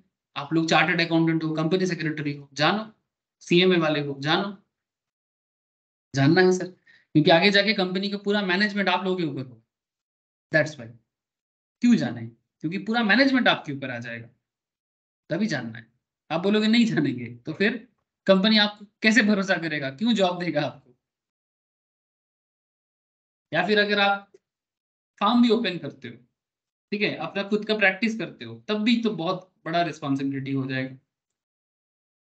Sir what is the agenda of an AGM? AGM का एजेंडा क्या होता है? द मैटर डिस्कस्ड और business transacted in an AGM consist of consideration में ऑलरेडी बोल दिया sir, consideration and adoption of audited financial statement माने अकाउंट्स। कंपनी अपना पूरा अकाउंटिंग रिपोर्ट ओपन कर देगा दुनिया के सामने। जैसे किसी कंपनी का एनुअल रिपोर्ट ओपन कर लेते हैं, हो जाएगा मेरे पास, किसी ना किसी का तो हो ही जाएगा सर। जैसे ये देखो, ये एमरन का है, जागुआर लैंड रोवर का है, अदानी का भी हो जाएगा। अच्छा जागुआर लैंड रोवर का ही ले लेता हूँ। ये देखो, ये टाटा का ही है सर, टाटा का, लेकिन स्पेसिफिकली जैगुआर लैंड रोवर का। मैं आपको रिपोर्ट पढ़ाना नहीं अभी सिखाऊंगा, वो तो आप लोग धीरे धीरे सीख जाओगे। बट मैं आपको बस इतना शो करना चाहता हूँ कि ये देखो सर, कंपनी का दिख रहा है आप लोगों को, क्या लिखा है? Financial statement. हाँ सर, थोड़ा हल्का है बट इतना भी समझ में आ जाएगा सर। कंपनी अपना पूरा, ये लैंड रोवर जैगुआर का फाइनेंशियल स्टेटमेंट्स है। एक्चुअली टाटा मोटर्स में लोगों को fundamental analysis stock market class में या फिर फाइनल लेवल में फाइनेंशियल मैनेजमेंट में इंटरमीडिएट लेवल में पढ़ाया जाता है, तो तब मैं ये सब यूज करता हूँ। तो ये देखो सर, कंपनी का फाइनेंशियल स्टेटमेंट्स है, और ये फाइनेंशियल स्टेटमेंट्स, इसमें देखो ऑडिटर का साइन होगा, बिल्कुल होगा सर। बिना साइन का ये रिपोर्ट हो ही नहीं सकता सर। कहाँ गया कहाँ गया कहाँ गया? नीचे होता है, नॉर्मली पीएल बैलेंस शीट के नीचे होता है। ये देखो क्या लिखा है, इंडिपेंडेंट ऑडिटर्स रिपोर्ट, देख रहे हैं सर? हाँ, फाइनेंशियल स्टेटमेंट जो इंडिपेंडेंट ऑडिटर ने दिया है, ठीक है, उसको कंपनी क्या करता है अपने रिपोर्ट के नीचे, ये देखो कंपनी सेक्रेटरी का भी नहीं, ये चीफ एग्जीक्यूटिव ऑफिसर का साइन है, और इसके नीचे आपको मिल जाएगा। पता नहीं यहाँ पर क्यों नहीं मिल रहा है, पर मिलता है सर, इजीली मिल जाता है। किसी कारण से इधर उधर हो गया होगा, मैंने पेज बड़ा है तो शायद मुझे दिख नहीं रहा है।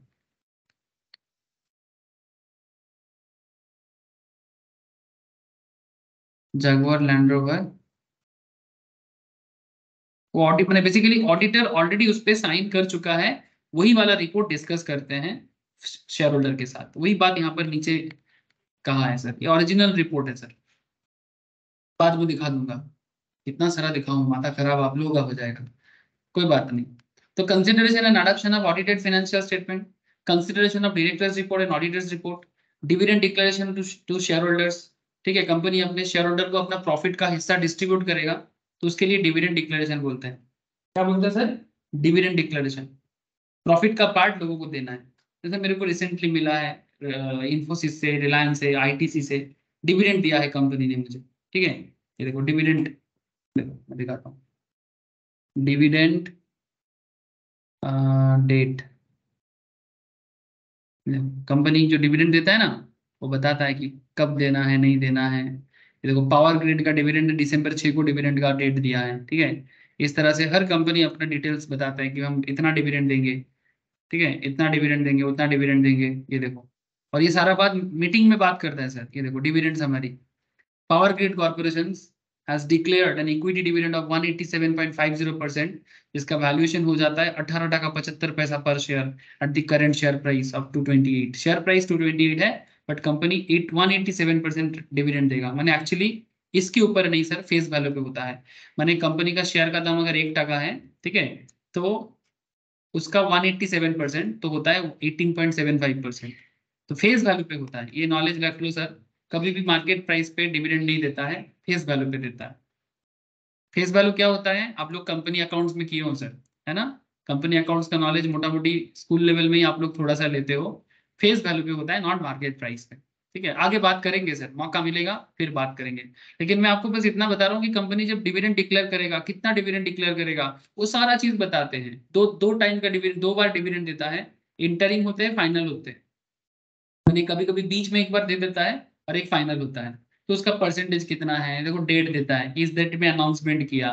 फिर कंपनी के डिविडेंड जैसे डिक्लेयर करेगा, उसके बाद सबके अकाउंट में, बैंक अकाउंट में चला जाएगा, शेयर होल्डर के बैंक अकाउंट में चला जाएगा। मतलब जो भी इस कंपनी का शेयर होल्ड करेगा उसको चला जाएगा। जैसे यहाँ पर क्या बोला, 18 टका 75 पैसा। सपोज आप कंपनी का 1000 शेयर होल्ड करते हो, ठीक है, तो 1000 इंटू 18.75 माने जितना होता है इतना पैसा आपके बैंक अकाउंट में कंपनी भेज देगा, एकदम बिल्कुल भेजेगा।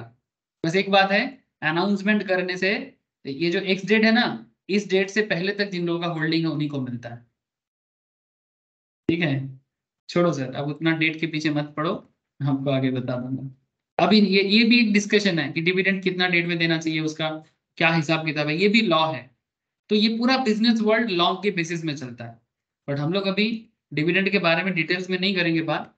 बस इतना बता रहा हूँ कि डिविडेंड देना है कि नहीं देना है, ये एजीएम में डिस्कशन होता है। मैं बस इतना कहना चाहता हूँ। Appointment of director to replace the retiring director, appointment of auditor and deciding the auditors remunerations apart from the above ordinary business, ये सब क्या हो गया, ये सब ऑर्डिनरी बिजनेस हो गया, जो मैं आपको पहले ही बता रहा था। ये थोड़ा सिंपल है। एंड अदर बिजनेस मैंने जो स्पेशल हो जाएगा, इसके अलावा ये जो ऑर्डिनरी है, इसके अलावा दुनिया का कोई भी बिजनेस डिस्कशन कर लो, उसे स्पेशल बिजनेस कहेंगे। जो यहाँ पर मैं बोला अड्डा है ये बेसिकली, इसके अलावा दुनिया का कोई भी बिजनेस डिस्कशन कर लो, वो स्पेशल है। तो क्या कहता है sir, ordinary business of the company will be passed by an ordinary resolutions, ठीक है, उसके लिए एक रेजोल्यूशन पास करते हैं, उसको ऑर्डिनरी रेजोल्यूशंस बोलेंगे, जहां पर वोट फेवर में एटलीस्ट 50% होना चाहिए। Vote in favour are more than votes cast against the resolutions. तो अगर मानो कंपनी में 100 मेंबर हैं, अगर 51% हाँ कर दिया ना, 50% से ज्यादा हाँ कर दिया तो पास हो जाएगा, उसे बोलते हैं ऑर्डिनरी रेजोल्यूशंस। ऑर्डिनरी रेजोल्यूशंस में सिंपल मेजोरिटी चाहिए होता है। कितना मेजोरिटी, सिंपल मेजोरिटी। मैंने अगर 100 मेंबर है, 50 51 बंदा एक तरफ हो गया और 49 बंदा एक तरफ हो गया, तो ये सिंपल मेजोरिटी में विन हो जाएगा और वो पर्टिकुलर रेजोल्यूशन पास हो जाएगा। समझ में आया सर? बोलो, रेजोल्यूशन है मैंने सिंपल कि ये पर्टिकुलर डिस्कशन मैंने, क्या डिविडेंड देना है कि नहीं देना है, डिक्लेयर करना है कि नहीं करना है, डिक्लेयर करने के बाद देना है कि नहीं देना है, उसके लिए एक सिंपल रेजोल्यूशन पास होगा। डायरेक्टर को रिप्लेस करके मैंने उन्हीं को रीअपॉइंट करना है कि नहीं करना है, तो सिंपल मेजोरिटी चाहिए। तो अगर 51% मेंबर हाँ बोल देता है, मोर देन 50% हाँ हो जाएगा। लेकिन सर स्पेशल बिजनेस भी होता है, स्पेशल बिजनेस के लिए रेजोल्यूशन में भी पास एज एन ऑर्डिनरी रेजोल्यूशन। अच्छा, स्पेशल बिजनेस के लिए स्पेशल जरूरी नहीं है, पॉइंट टू बी नोटेड।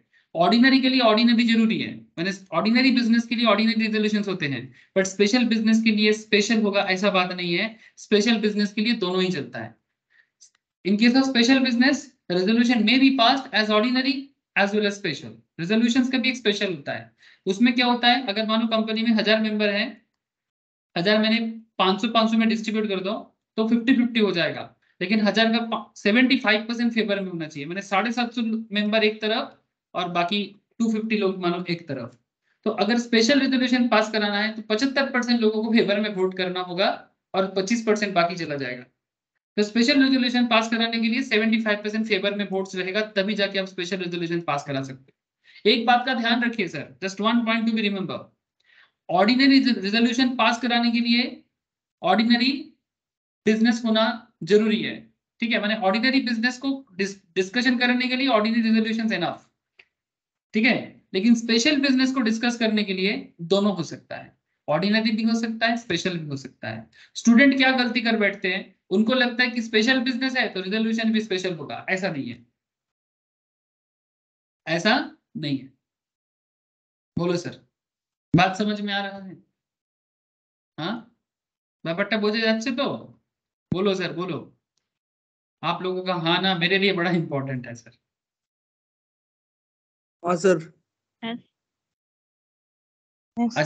आज दर्श का आवाज, नील का आवाज, कोनिका, प्रिया, आप लोग का आवाज नहीं आ रहा है सर। शालिनी, शौमनिता, सर कॉलेज से आए थे ना, थोड़ा थक गए इसलिए। हाँ अच्छा ठीक है सर, कोई बात नहीं, मैं समझ रहा हूँ सर, समझ रहा हूँ, थकना माना है सर। कोई बात नहीं। देखो अच्छा, और क्या है Yes, sir? sir. Thank you sir. AGM should be conducted during the business hours between 9 AM to 6 PM। 9 बजे से लेके 6 बजे के बीच में लेना चाहिए नॉर्मली, ठीक है, but meeting can be conducted on any day which is not a national holiday, ठीक है, national holiday like Gandhi birthday में नहीं कर सकते, ठीक है। 15 अगस्त में नहीं कर सकते, 26 जनवरी में नहीं कर सकते, ये सब नेशनल हॉलीडे है ना सर, बस यही कुछ इंपॉर्टेंट है। अच्छा, including holiday declared by central government, अगर सेंट्रल गवर्नमेंट डिक्लेयर किया तो भी नहीं करना है। Meeting can be held at any place which is within the limits of the city, town और village in which the registered office is situated. Meeting कहाँ करना है सर? मीटिंग कहाँ करना है? जहां पर आपका रजिस्टर्ड ऑफिस है। जैसे मानो कि अदानी का रजिस्टर्ड ऑफिस गुजरात के एक शहर में है, तो गुजरात के उस पर्टिकुलर शहर के आसपास में आप कर सकते हो। जिस सिटी में ऑफिस है, जिस टाउन में है या जिस विलेज में है, उस पर्टिकुलर विलेज के कहीं पर भी कर सकते हो। अगर रजिस्टर्ड ऑफिस में जगह नहीं है तो दूसरे जगह में करो। मानो कोलकाता में रजिस्टर्ड ऑफिस है, कोलकाता के रजिस्टर्ड ऑफिस मानो उसका पार्क स्ट्रीट में है, ठीक है, तो पार्क स्ट्रीट में अगर उसका ऑफिस में जगह नहीं होगा, मानो उसको इंडोर स्टेडियम भाड़ा करना पड़ रहा है, इतना मेंबर है, रिलायंस का ऐसा होता है सर, तो फिर वो क्या करेगा, नेताजी इंडोर को भाड़ा कर लेगा, वहां पर करेगा। नेताजी इंडोर भी कोलकाता में ही, लेकिन आप जिस शहर में हो, जिस गांव में हो, गांव में भी हो सकता है, किसी ने नहीं बोला कि शहर में ही ऑफिस होता है, गांव में भी ऑफिस बना सकते हो। आजकल बहुत बड़े बड़े कॉर्पोरेट हाउस अपना गांव में अपना ऑफिस बना रहा है, स्पेशली सॉफ्टवेयर रिलेटेड बिजनेस का, क्योंकि इंडिया का विलेज भी इक्वली डेवलप कर रहा है, दुनिया बदल रहा है सर। सिटी है, सिटी में ही सिर्फ लाइफ नहीं है, लाइफ गांव में भी है, और लाइफ में इक्वल मैटर का लाइफ आप लीड कर सकते हो, इक्वल काइंड ऑफ बिजनेस बना सकते हो, जिसका भी प्रमाण मैं आप लोगों को दे दूंगा। बड़ा बड़ा बिजनेस, मजाक नहीं कर रहा है सर, बिना प्रमाण का बात करूंगा ही नहीं सर, छोड़ो, झगड़ा थोड़ी करना है, चैलेंज थोड़ी है, बता रहा हूं। अच्छा, government company can also hold its AGM at any other place as the central government may approve. An unlisted company, माने जो stock market में listed नहीं है, can hold an AGM at any place in India after obtaining consent from its member in writing in electronic mode. In the case of a Section 8 company, Section 8 company माने NPO, non-profit organizations, NGO, etc. ठीक है, charitable institutions. Charitable company को Section 8 company कहते हैं, याद रखिएगा sir, ठीक है। The board decide the date, time and place of the AGM as per the direction given by general meeting of the company. अगर गवर्नमेंट कंपनी है, central government जहां बोलेगा उसका अप्रूवल चाहिए, सेंट्रल गवर्नमेंट अप्रूवल। अगर stock market में listed नहीं है, मैंने प्राइवेट है, अनलिस्टेड कंपनी मैंने मे बी प्राइवेट है या फिर कोई गवर्नमेंट कंपनी जो लिस्टेड नहीं है, वो eight any place in India after obtaining consent from its member, India के कहीं पर भी कर सकते हैं, लेकिन सभी मेंबर से राइटिंग में इलेक्ट्रॉनिक मोड में अप्रूवल चाहिए। अगर सेक्शन 8 कंपनी है, मैंने चैरिटेबल ऑर्गेनाइजेशंस है लाइक एनपीओ, मैंने not profit organisations like non government organisations, board decide the date, मैंने कंपनी का जो बोर्ड है टाइम एंड प्लेस भी वही डिसाइड करेगा, AGM as per direction given in general meeting of the company, जैसे बाकी जनरल मीटिंग होता है उसी तरह से होगा, लेकिन इनके लिए इतना मैंने रूल्स रेगुलेशन टाइट नहीं है, it's not very tight exactly. अच्छा, इसके बारे में ऑलरेडी कोरम के बारे में एक स्पेशल डिस्कशन मैंने लास्ट क्लास में मोस्ट प्रोबेबली किया था। कोरम क्या होता है? कंपनी मीटिंग तो करेगा, लेकिन उसमें ना मेंबरशिप का एक मिनिमम क्वालिफिकेशंस है, माने मिनिमम इतना लोग आने पे मीटिंग होगा, नहीं तो नहीं। लोग माने कौन? कोई भी, अरे गहरे नथु कह रहे, अरे नहीं रे बाबा, जो कंपनी का शेयर होल्डर है, जो कंपनी का शेयर होल्डर है, मैंने मेंबर, कंपनी का मेंबर होना आना पड़ेगा सर मीटिंग करने के लिए। अगर मेंबर नहीं आए तो मीटिंग एडजर्न हो जाता है। तो मिनिमम कितना मेंबर आने पे कोरम आया है? कोरम माने minimum attendance required to conduct a meeting, minimum attendance required to conduct a meeting. जैसे क्लास में अगर कोई स्टूडेंट नहीं होगा तो मैं क्या करूंगा, मानो ऐसा होता है कभी कभी, ठीक है, कोई ज्वाइन नहीं किया तो मैं रिकॉर्डिंग करता हूँ, वो अलग बात है, ठीक है, अगर उसका रिकॉर्डिंग मेरे पास नहीं है, अदरवाइज कैंसिल, या फिर मैं बोलूंगा इसका दूसरा डेट होगा। होता है कभी कभी कि सबका नेटवर्क प्रॉब्लम है या फिर बारिश इतना हो रहा है, कोई आ नहीं पा रहा है ऑफलाइन में, तो कैंसिल करना पड़ता है। कैंसिल माने एडजर्न करना, कैंसिल माने तो कंप्लीटली कैंसिल, एडजर्न माने किसी दूसरे डेट में उस मीटिंग को किया जाए। तो इसीलिए बोलते हैं इन case of A private company 2 members present at the meeting shall be quorum for the AGM। अगर प्राइवेट कंपनी है, क्योंकि प्राइवेट कंपनी का मिनिमम मेंबरशिप कितना है? 2। अगर आप एक प्राइवेट कंपनी बना रहे हो तो मिनिमम मेंबरशिप कितना है सर? 2। तो अगर 2 मेंबर आएगा तो मीटिंग होगा, 2 से ज्यादा आएगा तो भी ठीक है, लेकिन मिनिमम 2 आएगा तो मीटिंग होगा। कोरम आ गया। कोरम माने minimum number of member required to conduct a meeting. Private company के केस में 2 मेंबर भी आएगा तो मीटिंग होगा। सर पब्लिक कंपनी के लिए मिनिमम 7 मेंबर चाहिए होता है। ये सब बेसिक्स में पढ़ा जाता है ऐसे, बट कोई बात नहीं, मैं बोल दे रहा हूं अभी। मिनिमम 7 लोग पब्लिक कंपनी के लिए जरूरी है, पब्लिक कंपनी बनाने के लिए। तो अगर मिनिमम 7 लोग आ जाता है तो कोरम आ गया। लेकिन उसका थोड़ा नियम है पब्लिक कंपनी के लिए, चलो देख लो। इसका थोड़ा नियम है, उसमें 7 लोगों का बात नहीं है, देखो थोड़ा डिफरेंट है। प्राइवेट के लिए जैसे 2 मेंबर है 2, लेकिन पब्लिक के केस में कोरम का थोड़ा नियम अलग है, ये थोड़ा जानने वाला बात है। 5 मेंबर, अगर कंपनी का मेंबरशिप 1000 के अंदर है, अगर कंपनी का मेंबर मैक्स टू मैक्स 1000 है, विद इन 1000, तो 5 मेंबर अगर उपस्थित होता है, उपस्थित माने अटेंड करता है मीटिंग को, तो कोरम हाजिर है, मीटिंग होगा। 5 member.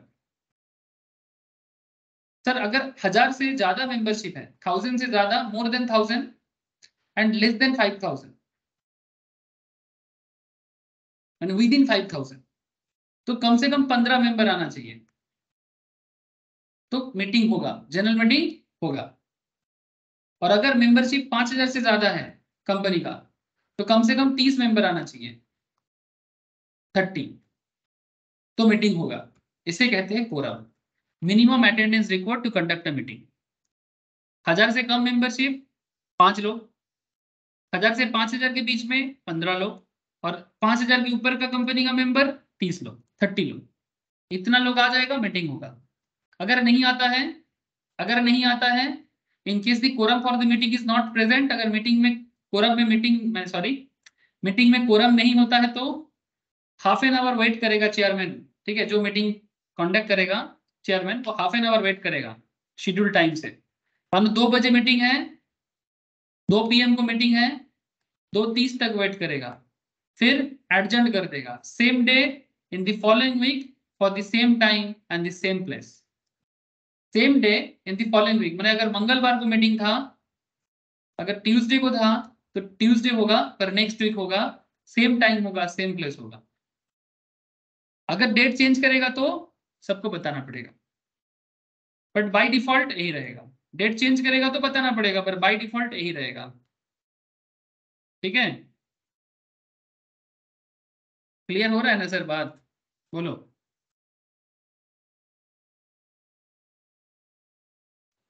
Yes sir. Sir AGM में मेंबर का राइट क्या रहता है? Sir member including share holder, ठीक है, मैंने मेंबर ने बोर्ड का मेंबर है इंक्लूडिंग सारे के सारे share holder of the company are entitled to attend and vote at the AGM. वो मीटिंग में वोट कर सकता है डिसीजंस के अगेंस्ट में, मैंने फेवर में as well as against.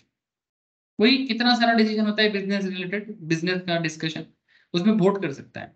Member can cast their vote, जैसे मैं काफी सारे कंपनी का शेयर होल्डर हूं, तो मेरे को कंपनी में वोट के लिए बुलाते रहते हैं, इलेक्ट्रॉनिकली भी वोट देने के लिए बोलते हैं, आजकल बड़ा सुविधा हो गया है, इलेक्ट्रॉनिकली भी वोट दे सकते हैं। So member can cast their vote by physical ballot और पोस्टल बैलेट, जैसे नॉर्मल वोटिंग सिस्टम चलता है नॉर्मल में भी, या फिर ई वोटिंग हो सकता है, जैसे आजकल बड़ा चल रहा है ई वोटिंग।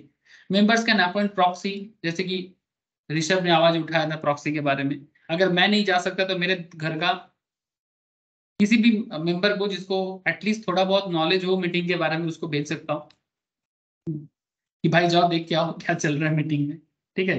प्रॉक्सी बस वहां पर जाके बात नहीं कर सकता, प्रॉक्सी का बात करने का कोई अधिकार नहीं, क्योंकि वो मेंबर के बिहाफ में आया है, वोट कर सकता है only by show of hands, ठीक है। अच्छा, proxy to attend an AGM and vote on their behalf only when it is a poll vote, ठीक है, सॉरी शो ऑफ हैंड्स नहीं, पोल वोट में वोट दे सकता है, पोल वोट में वोट दे सकता है प्रॉक्सी, और किसी काम में नहीं कर सकता। Proxy should be appointed in writing and the proxy form should be signed by the member. Proxy का फॉर्म साइन करना पड़ता है जिसे भी प्रॉक्सी अपॉइंट करना होता है। प्रॉक्सी इज लाइक सिंपल, जैसे बचपन में स्कूल में मेन टीचर क्लास का नहीं आता था तो उनके बिहाफ में कोई और आता था, वैसा ही बात है, थोड़ा सा कंपनी लेवल में हिसाब किताब है और कुछ नहीं। इसके बारे में भी स्पेशल थोड़ा सा और डिटेल्स में मैं बातचीत कर चुका हूँ। In case the proxy is appointed by a corporate shareholder, the proxy form should be signed and sealed by an authorized signatory of the corporate. The members can elect one among themselves as the chairman of the meeting. However, if the article of association, माने company चलाने के लिए 2 book होता है sir, एक AOA और एक MOA। MOA माने कंपनी का कॉन्स्टिट्यूशन, AOA माने कंपनी का रूल। तो कंपनी कैसे चलेगा नहीं चलेगा उसका सारा नियम, रेगुलर नियम कानून AOA में लिखा रहता है। तो अगर article of association of the company provide for a chairman, such person shall chair the AGM of the company, अगर आर्टिकल में लिखा है कि यही चेयरमैन बनेगा तो वही चेयरमैन नॉर्मली बनते हैं। अदरवाइज मेंबर वोट देके चेयरमैन बनाते हैं कि चलो आप चेयरमैन बनो, आपके बिहाफ में मीटिंग होगा। चेयरमैन के पास काफी पावर रहता है मीटिंग को कॉन्डक्ट करने का, चलाने का, मीटिंग में क्या बातचीत होगा ये सब चेयरमैन डिसाइड करते हैं। फिर आता है सर मिनट्स, ठीक है, फिर आता है मिनट्स। इसके बारे में मैं एक काम करता हूँ, मिनट्स के बारे में बस मैं इतना करता हूँ आपको अभी आज के लिए, बाकी डिस्कशन नेक्स्ट वीक करूंगा।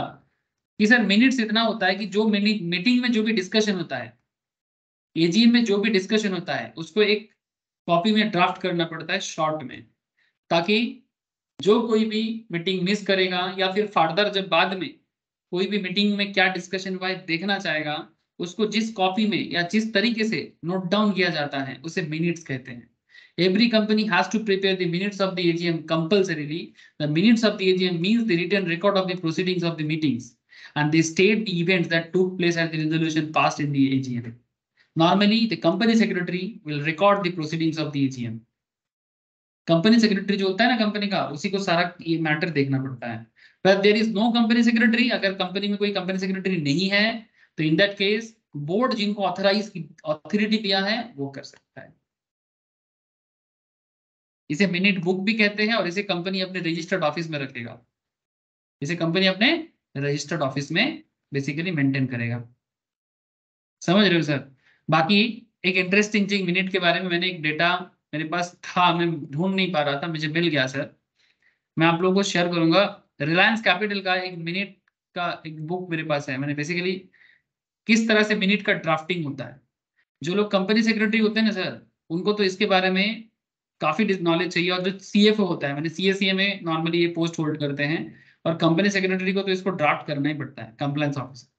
तो एक मिनट कैसे लिखा जाता है, ओरिजिनल डॉक्यूमेंट मैं यहाँ पर रेडी करके रखा, आप लोगों को मैं शेयर करता हूँ, आप लोग प्लीज इसको गो थ्रू करो, मस्ट गो थ्रू सर, कि एक मिनट कैसे होता है, इसका पूरा प्रोसेस इसमें दिया हुआ है। रिलायंस कैपिटल का है, मैं आप लोगों को रिकमेंड करता हूं सर कि आप एक बार गो थ्रू करो, समझ में आए ना आए कोई फर्क नहीं पड़ता, पर गो थ्रू करो, आपको आइडिया लगेगा कि एग्जैक्टली कंपनी में मिनट्स कैसे होता है, ठीक है। और आगे जाके सीएस को तो करना ही है, अगर कंपनी में सीएस नहीं है तो सीएससीए में किसी को भी करना पड़ सकता है, ठीक है।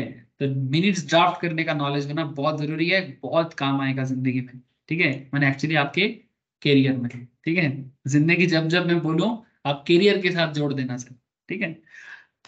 ओके सर, आज ना मैं और डिस्कशन नहीं करूंगा, बाकी नोट्स ऑलरेडी मैं आप लोगों को बेसिक वाला नोट शेयर कर दिया, सेक्शन वाला नोट भी मैं, जिनके पास नहीं है, एक न्यू सेक्शन वाला नोट है, मैं ये भी आप लोगों के साथ शेयर करूंगा, जिसके अंदर ना आपको सेक्शन वाइज सारा चीजें और क्वेश्चन आंसर भी मिलेगा, ठीक है। तो ये वाला भी मैं शेयर कर दूंगा, तो यहाँ से आप लोग question answer as well as section को एक बार गो थ्रू कर सकते हो। लेकिन अभी भी ये खत्म नहीं हुआ, नेक्स्ट क्लास में मैं इसी को कंटिन्यू करूंगा, कुछ इंपॉर्टेंट बातें हैं जो अभी भी बाकी हैं, नेक्स्ट क्लास में आई थिंक कंप्लीट हो जाएगा। Okay sir, hello, Yes, sir. Thank you sir. जिनका एग्जाम नजदीक है वो मेरे से बैकअप लेके भी कर सकते हो, जिनका एग्जाम पास में है, जिनका एग्जाम अभी देरी है, डोंट वरी, आप आराम से जितना कराया जा रहा है उतना करो, बाकी धीरे धीरे बने रहो सर, रिवाइज करना और पढ़ते रहना। Thank you sir, good night to all of you, bye. Bye sir. Bye sir, good night Good sir, night. Good night sir, bye sir. Sir कल क्लास कब है? कल शायद कोई